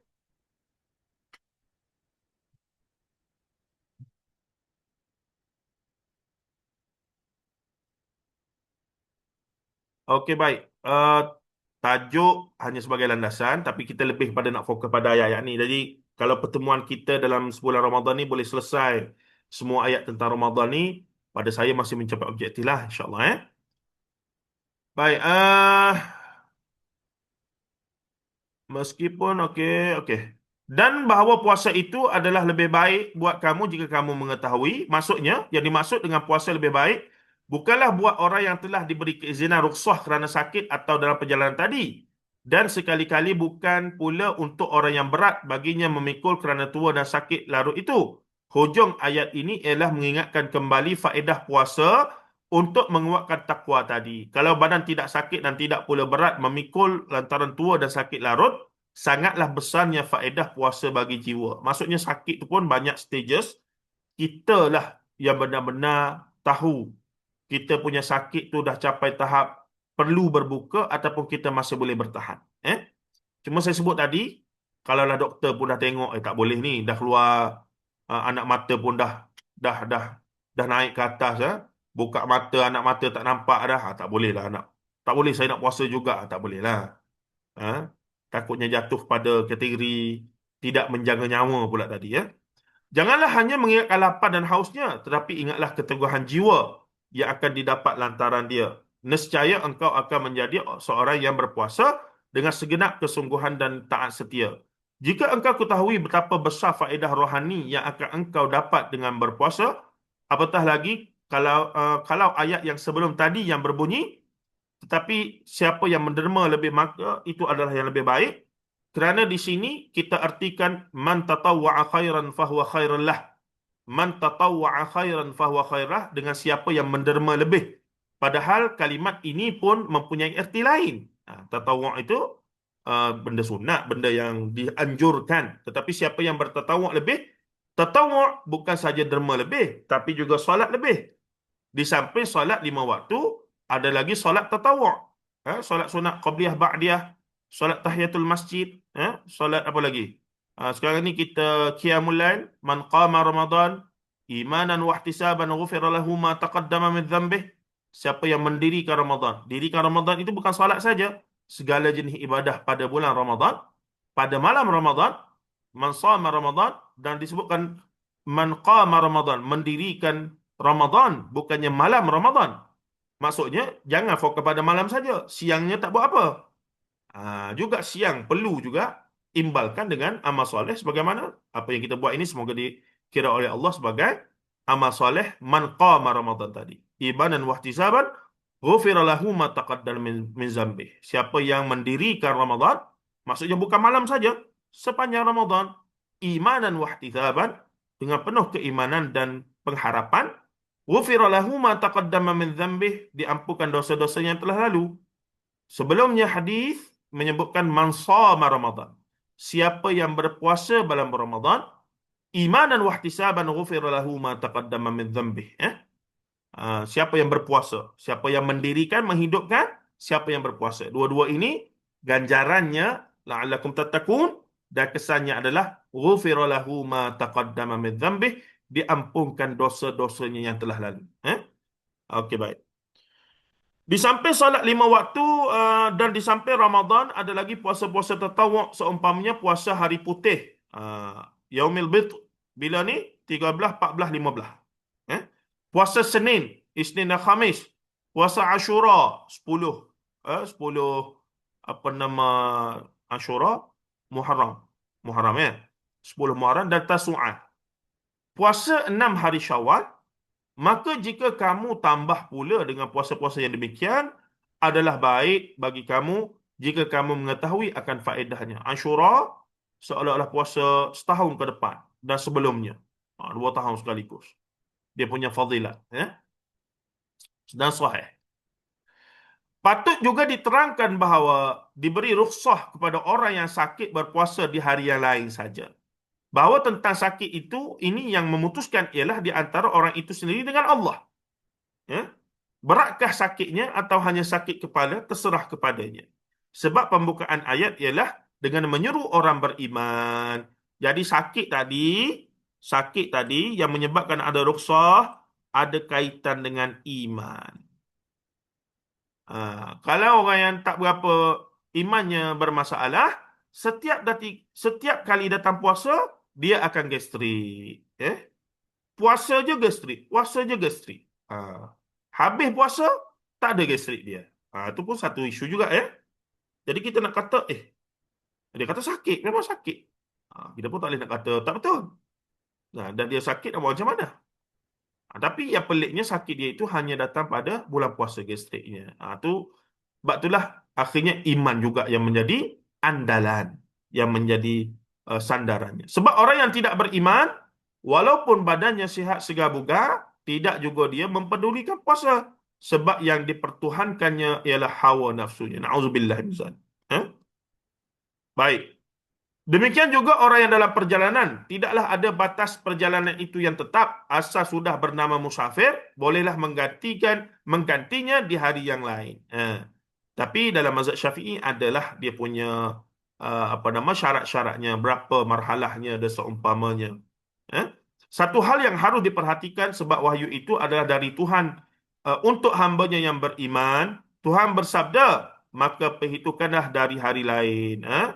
Ayyaman ma'dudat, tidak ditentukan bila hari yang akan menggantikan puasa itu, apakah dalam batas tahun itu juga, dari mulai 2 Syawal sampai 29 ataupun 30 Syaban. Yakni sebelah bulan.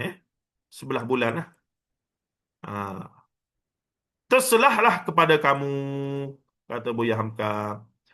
Seorang yang tinggi nilai kehormatan dirinya, tidaklah dia akan lupa kalau dia berhutang. Sungguh tidak ada orang yang akan lupa akan hutangnya. Walaupun sudah bertahun-tahun hutang itu belum juga terbayar. Namun bila bertemu tempat dia berhutang, dia teringat kembali. Apatah lagi seorang mukmin dengan Tuhannya. Seakan-akan si mukmin berkata, "Ya Allah, hamba-Mu ini tidak kuat puasa sekarang. Sebab hamba sakit." Langsung Tuhan menjawab, "Obatilah sakitmu dulu. Perkara puasa kita bicarakan di lain hari, di hari lain saja. Hitung sahaja berapa yang ketinggalan." Seakan-akan demikianlah jawapan Tuhan kepada orang yang sakit itu.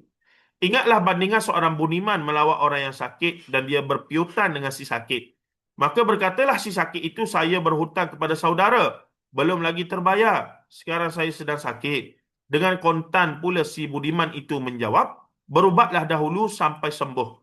Hutang itu jangan kita bicarakan sekarang. Saya sekarang adalah melawat kamu sakit, bukan menagih piutang. Moga-moga engkau lekas sembuh."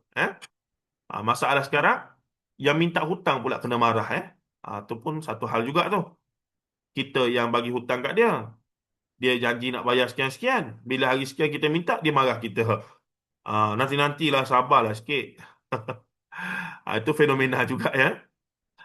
Memang ada pendapat bahawa hutang puasa Ramadan tahun ini, kalau tidak dibayar tahun ini juga, maka selepas Ramadan tahun depan, hutang puasa itu wajib dibayar, tetapi ditambah dengan fidyah. Ini masyhur mazhab Syafi'i yang dipegang di Malaysia. Terlampau tahun bertambah fidyah. Bertambah setahun, lagi lipat fidyahnya. Mungkin timbul ijtihad yang demikian, kerana mereka melihat banyak orang yang tidak beriman bermain dengan puasa. Take it for granted. Dan memang adalah orang macam ni, take it for granted. Dia kata tak ada masalah, nanti bayar je lah fidyah. Saya sendiri pernah dengar lah, ada orang tua bahkan dia tak solat, dan dia kata tak apa, nanti bayar fidyah je lah. Saya pun termenung, solat boleh fidyah ke? Bila cek balik, mana pun solat boleh fidyah. Puasa puasa boleh fidyah. Dengan apa nama haji, haji boleh apa nama badal. Itu sajalah. Kan? Kalau sedekah boleh dibuat atas nama yang telah mati. Solat tak boleh. Okey, faedah bermasuk fadilat. Ya, faedah bermasuk fadilat. Ya, doktor. So, tentang puasa. Masa giving birth. Hutang puasa semasa giving birth. Ini termasuk dalam wiladah lah. Ya, termasuk. Haid, nifas, wiladah, termasuk semualah. Solat tak payah ganti. Ada orang tanya, apa beza solat? Kenapa solat tak payah ganti untuk wanita yang haid, nifas, wiladah? Apa semua ni? Kenapa puasa kena? Sebab syariat solat itu adalah ibadah harian. Kalau kena ganti, kesianlah perempuan ya. Adapun puasa sebab dia ibadah tahunan. Jadi untuk menggantikannya itu tidaklah membebankan Itu jawapan yang bukan daripada Quran hadis, tapi jawapan yang diberikan oleh sebahagian ulama untuk menggambarkan uh, kelojikan kenapa solat tidak perlu ganti bagi mereka yang haid, wiladah, nifas dan seumpamanya. Tetapi puasa kena ganti, ya. Wallahu a'lam. Faedah masuk fadilat, ya.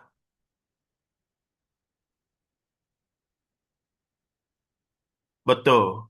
Saya ulas panjang tentang pemberian kepada institusi zakat apa semua ni untuk sumbangan, ya. Saya ada pandangan saya sendirilah tentang hal tersebut. Antara kesalahan kita adalah terlalu terpesona lah dengan pengutip-pengutip derma yang datang cerita macam-macam tanpa kita semak dulu latar belakang dan kesohihan dakwaan mereka. Dan ini berlaku di peringkat masjid surau pun. Ada setengah surau masjid ni bila penceramah tu datang ceramah-ceramah boleh kutip sampai 15 ke 20 k, ya. Setengah-setengah surau masjid di Shah Alam sebagai contoh. Tempat orang kaya-kaya, eh? Jadi bila cek balik, ternyatalah macam-macam lah di sebaliknya tu. Kawan tu pun pernah ada rekod sebagai scammer ke apa semua macam-macam. So sepatutnya pada saya lah, kalau nak buat kutipan kolektif begitu, pihak yang lantik seorang uh, surau yang ataupun surau masjid yang collect duit itu, tapi tidak serahkan terus. Tapi ada orang yang perlu membuat sedikit semakan latar belakang. Eh? Kalau semak ternyata sekolahnya ada pelajar-pelajarnya memang khirish dan hafiz Quran betul, dah ramai dah yang keluar dan berkhidmat pada masyarakat, maka tempat tu establish lah. Eh? Tapi kalau tengok dia punya tahfiz tu, ai, tak ada rekod, daftar pun tidak. Nah, ah, banyaklah benda-benda yang meragukan kan. Ah, Lepas tu bila datang tahun lepas, kutip dermanya untuk baiki tandas. Datang tahun ni baiki tandas juga, tandas yang sama. Macam tu. Tapi kita tengok lifestyle ustaz tu ataupun pendiri ataupun yang kutip derma tu berubah-ubah. Tahun lepas dengan kereta lain, tahun ni dengan kereta lain. Jadi wajar kita ada keraguan di situ lah, ya. Ada seumpamanya. Jadi kita nak menderma pun kena strategik, ya. Mencari, kita dah dapat pahala kita menderma. Of course Allah Ta'ala bagi. Tapi dalam masa sama kita menderma 1,000, 2,000, sejuta, 2 juta ni, mestilah pada tempat yang kita nak kesan duit itu juga berpanjangan. Maksudnya tak salah tetap. Semalam ada seorang hamba Allah hubungi saya, mengatakan dia punya company punya owner nak mencari nak nak bayar zakat lah, zakat syarikat dia, zakat pendapatan. Jumlahnya biasa 100,000 lebih. Eh? Dan dia bertanya pada saya, di manakah tempat yang paling sesuai? Jadi saya bagi cadangan lah yang terbaik. Yang pastinya bukan masuk poket saya lah. Bagi pada tempat-tempat institusi yang terbaik yang kita tahu duit tu dimanage, diuruskan dengan baik dan menghasilkan hasil-hasil yang sepatutnya. Eh? Jadi tuan-tuan pun kalau ada duit banyak sangat tu nanti boleh saya konsultkan untuk bagi ke mana yang terbaik. Melahirkan pelajar ke aliran agama ke apa ke, tak kisahlah. Eh? Jangan-jangan kita bagi, kita dapat pahala tapi duit itu tidak digunakan dengan baik. Itu kita rugi. Kita rugi. Eh? Okey, sikit lagi dah pergi, ya. Dan ini kemuncaknya untuk penutup. Tidak bermain. Tentang orang yang berat memikul puasa tadi, yang telah dikhaskan seumpama orang tua dan sakit larut, maka menurut Ibnu Jarir dan Ad-Darqutni tadi, bahawasanya Ibnu Abbas radhiyallahu anhuma pernah berkata kepada ibu anak-anaknya yang sedang hamil atau menyusukan, bahawa dalam keadaan demikian dia telah termasuk orang-orang yang berat memikul puasa. Sebab itu dia pun berialah memberi makan fakir miskin fidyah saja, tidak usah qada. Dalam kes ini Ibnu Abbas cenderung ibu yang menyusukan juga, kerana ibu yang menyusukan ini juga termasuk daripada mereka yang uh, lelah lah, letih gunakan khidmat badan dan melayan anak dan apa semua ni. Maka termasuk mereka yang dibenarkan untuk berbuka puasa. Dan kalau dia nak bayar fidyah, fidyah sajalah dalam kes ini. Tapi dalam konteks kita Malaysia yang rasmi, bayar fidyah tetap kena ganti balik. Yang kita risaunya adalah tahun ni beranak, tahun depan beranak juga. Tiap tahun beranak, jadi bila masa dia nak ganti tu. Jadi bertimpa-timpa lah fidyahnya itu. Yang mengqada hanyalah orang yang haid. Orang nifas pun kalau anaknya tidak disusukannya sendiri atau mati. Orang nifas pun kalau anaknya tidak disusukannya sendiri. atau mati sesudah lahir. Eh? Baik. Di zaman moden sekarang, Syekh Muhammad Abduh. Ni menarik. Buya Hamka kemudian telah mengambil satu kes yang menunjukkan beliau begitu sekali cakna dengan realiti semasa. Dan saya ingat walaupun Syekh Muhammad Abduh ni tulis barangkali dalam dia punya tafsir Al-Manar, ya, kurang lebih 1200, 1920-an, 30-an tempoh hari. Tapi kes ini masih relevan sampai sekarang. Syekh Muhammad Abduh pernah menanyakan pendapat bahawasanya buruh-buruh yang bekerja keras siang dan malam, dalam konteks kita di Malaysia siapa? Para pekerja buruh Bangladesh ataupun Indonesia yang bekerja ni lah, buat rumah apa semua tu kan. Uh, Bekerja keras siang dan malam pada pertambangan dan secara aplusannya pun boleh membayar fidyah, tidak qada. Sebab ada di antara mereka yang masuk kerja tengah malam, baru keluar besok harinya. Ni biasanya apa nama? Mining, apa nama? Apa? Mining apa? Lombong lah, lombong besi tanah, pelombongan. Ada mereka yang kerja pelombongan contohnya. Mungkin termasuk juga di sini buruh-buruh kapal, kelasi-kelasi dan lain-lain seumpama. Orang kapal itu bukan sahaja musafir saja lagi. Bahkan di kapal itulah mata hidup mereka sejak muda. Lalu tua sampai pencen. Kalau sudah pencen, pensiun, baru disuruh mengqada, alangkah banyaknya mesti diqada. Kelak saja kalau ada masa mereka cuti bertepatan dengan bulan Ramadan, mereka puasakan sebulan penuh di rumah. Keterangan Ustaz Imam Syekh Muhammad Abduh tadi amat penting kita perhatikan. Sebab di dalam kitab-kitab fiqh yang lama, hal ini tidak akan terdapat. Nampak di situ. Di sinilah hebat dan menariknya tafsir Al-Azhar ini. Sebab pada masa dahulu, itu belum ada kehidupan industrialisasi ini. Sebagaimana sekarang. Industrialism lah. Belum ada tukang arang di dalam kapal yang selalu mesti memanaskan wap dengan memasukkan batu bara yang baru. Dan belum ada buruh pekerja tambang.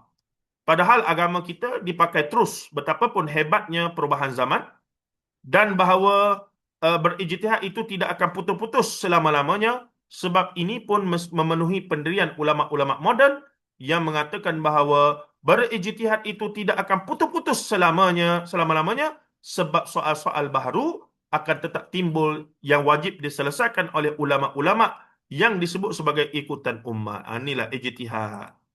Inilah golongan reformis, kaum muda, golongan yang disebut kaum muda reformis, golongan Islah dan Tajdid. Mereka berpegang bahawa pintu ijtihad tidak akan tertutup, akan sentiasa terbuka. Pintu ijtihad akan sentiasa terbuka. Cuma soalnya siapa yang berijtihad? Di situ. Golongan kaum tua melihat ijtihad ini tak boleh wewenang dibuat. Memanglah, Hamka pun tak kata semua orang boleh ijtihad. Ya?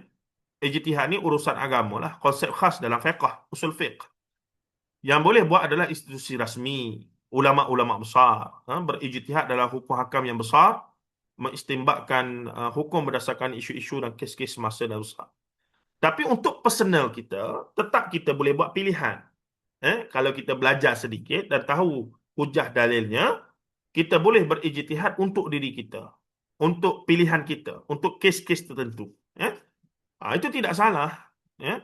Tapi kita janganlah menidakkan orang pula. Jadi masalahnya kalau kita cenderung pada pandangan B, kita menyalahkan A. Itu jadi bergaduh dan masalah itu. Bila kita belajar, kita tahu, kita nak amalkan itu, kita yakin. Yang tu ada hujah dan sandarannya. Dan sandaran itu bukan alang-alang juga, daripada ulama-ulama juga. Maka kita berhak beramal dengan pegangan dan ilmu, sedikit ilmu yang kita ada, maklumat yang kita ada itu, dan kita berpegang dengannya untuk amal nafsi, amal sendiri kita. Tapi untuk mazhab umum yang dipakai itu, biarlah, tak ada masalah. Itu yang umum, yang rasmi. Maka kalau kita berpegang begitu, tidaklah banyak masa kita dibazirkan untuk ada bergaduh dan seumpamanya. Ini keluasan agama yang diajarkan oleh Buya Hamka dan aliran Islah dan Tajdid, reformis kaum muda dan seumpama, lebih kurang begitulah. Bila masa sama, tak dapat dinafikan sikit sebanyak perbezaan perbezaan, ikhtilaf, khilaf, perbezaan tetap ada. Bergantung pada kita. Kita nak belajar semua dan kita nak rumuskan yang the best for us, for the future, for now and for the future. Adapun kita nak memihak kepada A dan B dan teruskan begitu sampai bila-bila. Wallahu alam. Jadi itu sudahnya ayat yang ke-184. InsyaAllah seterusnya kita akan masuk 185. Tajuk yang diberikan itu mungkin kita kena revise balik lah. Itu sekadar cadangan. Sebab nanti ayat 186 barulah dia akan masuk tentang doa dan seumpamanya. InsyaAllah semoga apa yang kita baca daripada Buya Hamka, sebab konsep kelas kita ini memang untuk nak berinteraksi dengan teks Buya Hamka. Sebab tu saya tak buat ringkasan, saya tak buat apa nama, slideshow saya dah bagi pun semalam, itu boleh baca sendiri. Kita nak berinteraksi dengan teks. Sebab pada saya teks itulah alur bahasa, air bahasa, sudut pandang Buya Hamka dapat kita cerap daripada itu dengan sedikit tambahan-tambahan daripada saya lah. Wallahu alam. Saya cuba tengok sedikit komen kalau ada ya. Boleh, boleh. Kalau ada yang nak tanya soalan pun, boleh. Kita boleh buka Di utara 5 ganti minit solat ni. dengan bayar fidyah. Bukan di utara saja ya. Di beberapa tempat ada juga yang berpegang begitu. Mereka berpegang bahawa solat boleh ganti dibayar fidyah. Tidak ada ya. Amalan solat tidak dibayar dengan fidyah. Mesti qada ataupun taubat pada Allah Taala, nasuha dan seumpamanya. Okey. Ni puan ni kata tiap-tiap tahun beranak jenuh hati. Itulah. Jadi bila kita belajar lebih sikit, kita tahu pandangan khilaf ataupun pandangan ada alternatif. Sebenarnya puan, kita berhak pilih pandangan yang paling ringan untuk kita. Bukan atas dasar hawa nafsu, tapi atas dasar keperluan. Macam puan tadilah. Tapi saya yakin puan pun takkanlah beranak sampai sampai maksudnya sampai umur 50 60 masih beranak kan. Akan ada waktu nanti berhenti beranak lah maksudnya. Tapi tetap kita boleh pilih pandangan yang katanya cukup dengan bayar fidyah dan tak perlu qada atas dasar keperluan kita. Dan kita berpegang kerana ada ulama para sahabat yang mengamalkan begitu dan seumpamanya. Dan of course daripada 4 mazhab ada yang berpegang begitu juga dan seumpamanya. Maksudnya kita bukanlah menolak ulama. Kita memilih pandangan yang dia panggil fiqh rukhsah. Fiqh yang paling dia fiqh taisir dalam Syekh Dr. Yusuf Qardawi dia panggil fiqh taisir. Fiqh yang paling mudah, bukan memudah-mudahkan. Itu salah. Itu tatabu' ar-rukhas. Itu haram. Tebuk tak boleh. Ini dia panggil apa namanya? Fiqh taisir. Fiqh yang mengambil pandangan yang paling applicable, yang paling logik, yang paling sesuai dengan kita dan seumpamanya. Adakah siang dan malam maksud setiap hari? Uh, Apa maksudnya Ustaz Aman? Konteksnya saya terlepas pandang ni. Mungkin Ustaz Aman boleh jelaskan sikit. Siang dan malam maksud setiap hari. Baru ini ada skema tukar QR keluarga masa kemalangan dengan akaun. Oh, ini memang banyak ya. Memang kena hati-hati. Sebab tu penderma yang bijak memang kita cek. Kita memang baik nak derma RM10, RM5 apa semua. Tapi kadang-kadang kita derma pada orang yang salah. Ya, kita dapat pahala. Tapi maksud duit kita tu tak sampai pada objektif ya. Ah, Ini kita pun rasa tak patut lah. Jadi lepas ni kena sedikit apa kritikal untuk derma QR ke apa ke, buat saya makan, tanya orang dulu apa semua. Bukan kita tak ikhlas, tapi kita tidak mahu wang kita itu disalahgunakan.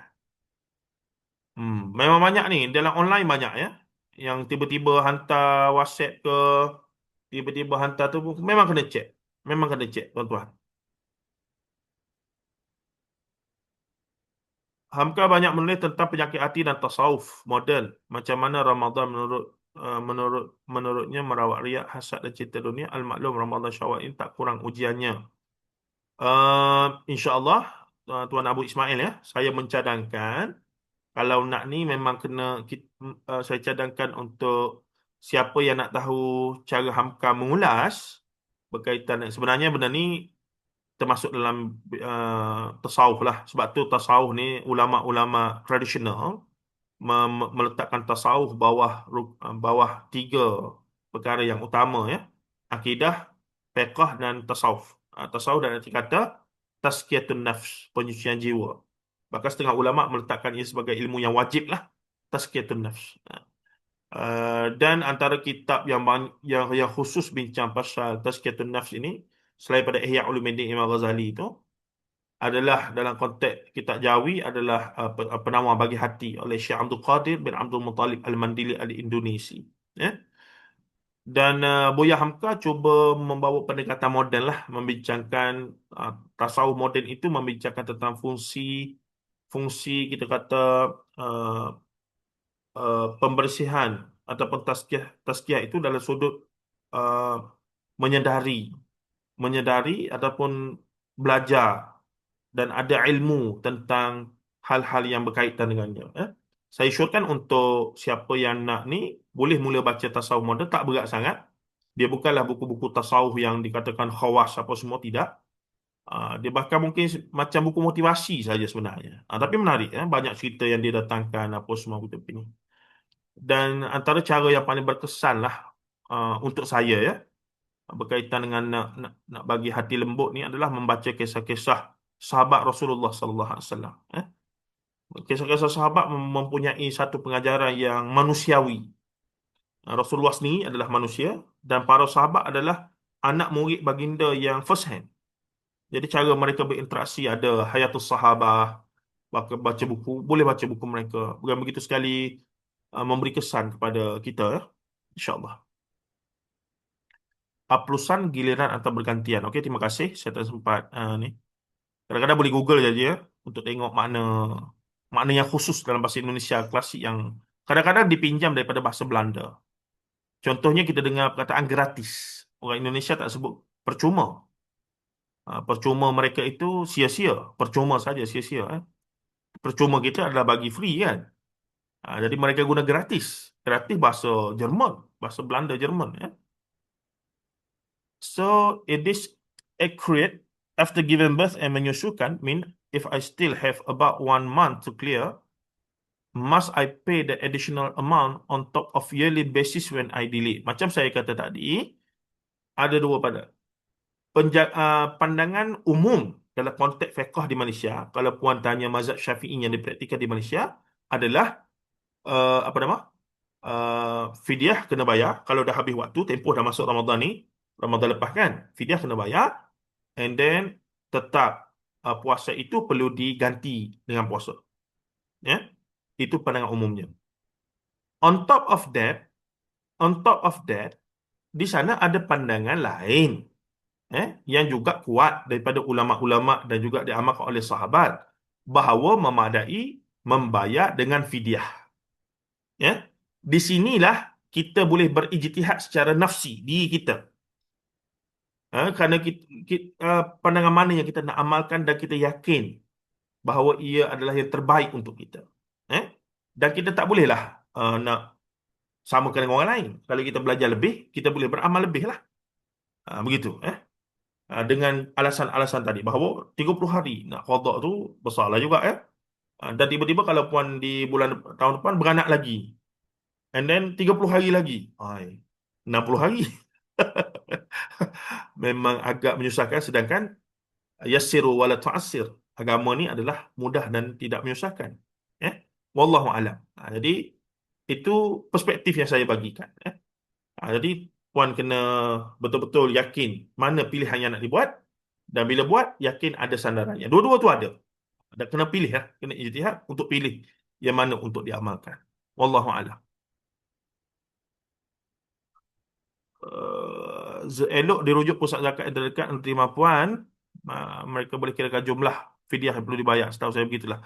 Jumlah fidyah tak ada isu Jumlah fidyah boleh dibayar ke ni lah, ke pusat zakat masing-masing.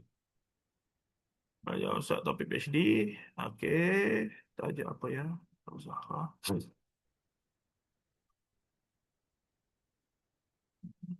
Okey, boleh ganti puasa setelah tinggal beberapa tahun? Boleh ke ganti puasa setelah tinggal beberapa tahun?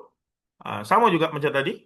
Kalau kita ada accurate punya numbers, berapa hari tadi? Pertama, kalau ikut mazhab Syafi'i yang rasmi diamalkan di Malaysia, kena bayar fidyah dulu. Kalau 10 hari lah kata, bayarlah fidyah 10 hari itu dulu. Dan sebenarnya kalau dah berselisih tahun, fidyah itu pun berganda tak silap saya. Kalau dalam amalan di Malaysia ini. Sebab itulah ada alternatif di mana cukup dengan bayar fidyah, tak perlu qada puasa. Wallahu a'lam. Itu memang perlukan kita kefahaman dan keyakinan diri kita nak pilih pandangan yang mana tu. Kalau kata kita nak amal kata tak bayar fidyah, sebab apa? Sebab saya beramal dengan pandangan Ibn Abbas dengan Ibn Mas'ud daripada ini. Dan ada ulama empat mazhab itu, mazhab ini yang buat. Tidak ada masalah dalam bab itu untuk kita berpegang. Tapi bila kita amal tu, tak boleh goyang lah. Tapi kita kalau datang keraguan, tiba-tiba orang kata, tak boleh macam tu, mazhab Syafi'i macam ni. Kita pun, alamak, ya ke? Tak boleh. Dia kena pilih satu dan pegang yang itu.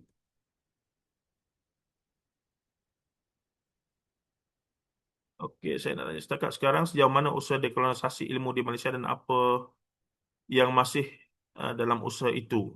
Uh, ini kena sesi khas ya perbincangannya. Perkara itu berjalan dalam bidang-bidang sains sosial dan humanities. Dalam bidang sains stream agak susah. Saya pun bukan bidang sains stream, tapi ada kawan-kawan yang adalah sarjana-sarjana kita, Prof. Syahri Makzin apa semua tu, cuba untuk juga membina ataupun mendatangkan wacana-wacana balas terhadap Barat. Pertama sekali, tidaklah kita menerima secara total gagasan-gagasan apa nama saintism daripada Barat, mereka punya apa semua. Tapi tanpa menafikan banyak baiknya. Dia jadi kita tak nak ekstrim sekarang, ekstrim menolak dan ekstrim menerima. Dia jadi ekstrim menerima 100%. Kalau tak ada Barat ni, tak adalah tamadun hebat. Tak boleh buat dah kajian akademik apa semua ni. Itu masalah juga. Dan ekstrim dalam menerima, menolak, yang Barat tu semua buruk belaka. Tak juga. Sebab ilmu tu daripada Allah juga. Dan mereka pun ambil daripada tamadun Islam. Kan? Segala sains teknologi mereka itu sebahagian pemikiran falsafah mereka pun dia ambil daripada ulama Ibn Khaldun, dia ambil daripada Ibn Rushd, Ibn Sina. Jadi kita kena faham pada coexistence bahawa dalam tradisi zaman the Golden Ages of Islam, para sarjana itu menerima pengaruh daripada Barat, apa Yunani kuno, Hellenism, dan kemudian daripada India, China, daripada Mesir kuno dan seumpamanya. Mereka ambil, cuma mereka tidak terima 100%. Mereka telah mengolahnya, menapis, dan mesintesiskannya, dan akhirnya mengeluarkan yang original yang mereka sendiri. Hasil daripada adjustment terhadap sumber-sumber lain tadi. Dan itu patut kita lakukan sekarang dalam konteks kita di Malaysia sebagai orang Melayu ni. Dan itulah pembinaan baru perlu bukan bermaksud menolak, tapi menerima dengan berhati-hati menapis, membuat satu kita proses penyulingan, penapisan, penyesuaian, ada seumpamanya. Hmm, adakah siang dan malam ada bermaksud muka surat 42 perenggan 5 perkataan Syekh Muhammad Abduh. Muka surat 425 perenggan 5. Saya tengok sekejap. 425.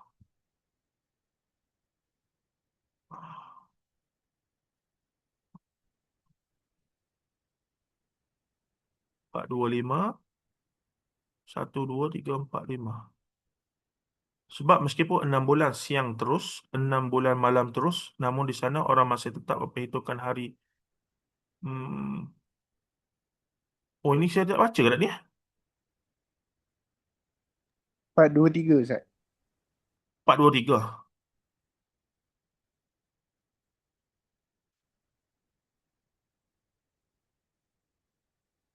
423, okey. 1, 2, 3, 4, 5. Sekejap. Sorry ya. Perenggan 5 Ustaz. Perenggan Betul. 5. 1, 2, 3, 4, 5. Okey. Kemudian bodoh-bodoh bekerja siang dan malam. Okey. Masuk apa isunya di sini?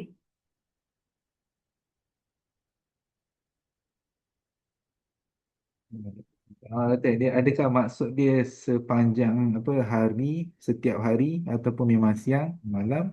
Macam mana tu? Yang saya faham di sini, di sana ada kerja-kerja yang dilakukan oleh setengah orang itu mengambil waktu siang dan malam. Maksudnya kerja yang panjang lah. Saya faham sini kerja siang malam ini Kalau bahasa orang kita bercakap kan, orang Melayu, keras dia bekerja tu, siang malam tak berhenti-henti. Mungkin secara hakikatnya memang kerja siang malam lah. Siang kerja pejabat, malam kerja Grab. Tu siang malam lah ya. Ataupun makna yang majazi, siang dan malam ini kerja keras sungguh-sungguh. Sehingga kan memang penggunaan tenaga itu luar biasa. Saya faham gitulah. Lebih pada masuk Hamka adalah di sana buruh-buruh yang bekerja yang keras, yang menggunakan tenaga yang tak mungkinlah untuk berpuasa ya. Bahkan bahkan hari ni di KL pun rupanya ada mereka yang buat kerja buruh binaan ni malam pun masih bekerja ya. 12 malam baru berhenti. Tungtang, tungtang, tungtang. Maksudnya di sini pada saya dua-dua boleh pakai. Siang malam dalam erti kata hakiki, siang malam tak berhenti, dua shift. Ataupun siang malam dalam erti kata majazi, orang Melayu menyebutkan kerja kuat dia, siang malam tak berhenti-henti. Wallahu alam. Ustaz ya? Boleh kita sambung perbincangan nanti dalam grup ke Ustaz? Boleh, boleh. InsyaAllah. Dah Alright. 11.30 ni. 9.45.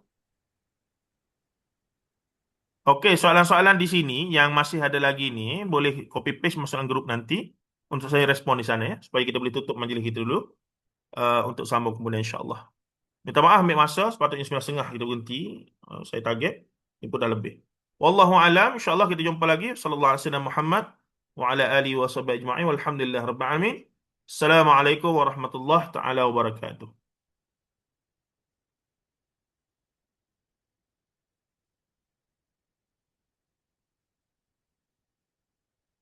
Assalamualaikum warahmatullahi wabarakatuh. Terima kasih doktor. Sama, saya mohon diri dulu ya. Okey, baik. Terima kasih Doktor. Okay, Zairil boleh stop recording and kita habiskan. Terima kasih semua. Apa-apa boleh tanya dalam grup.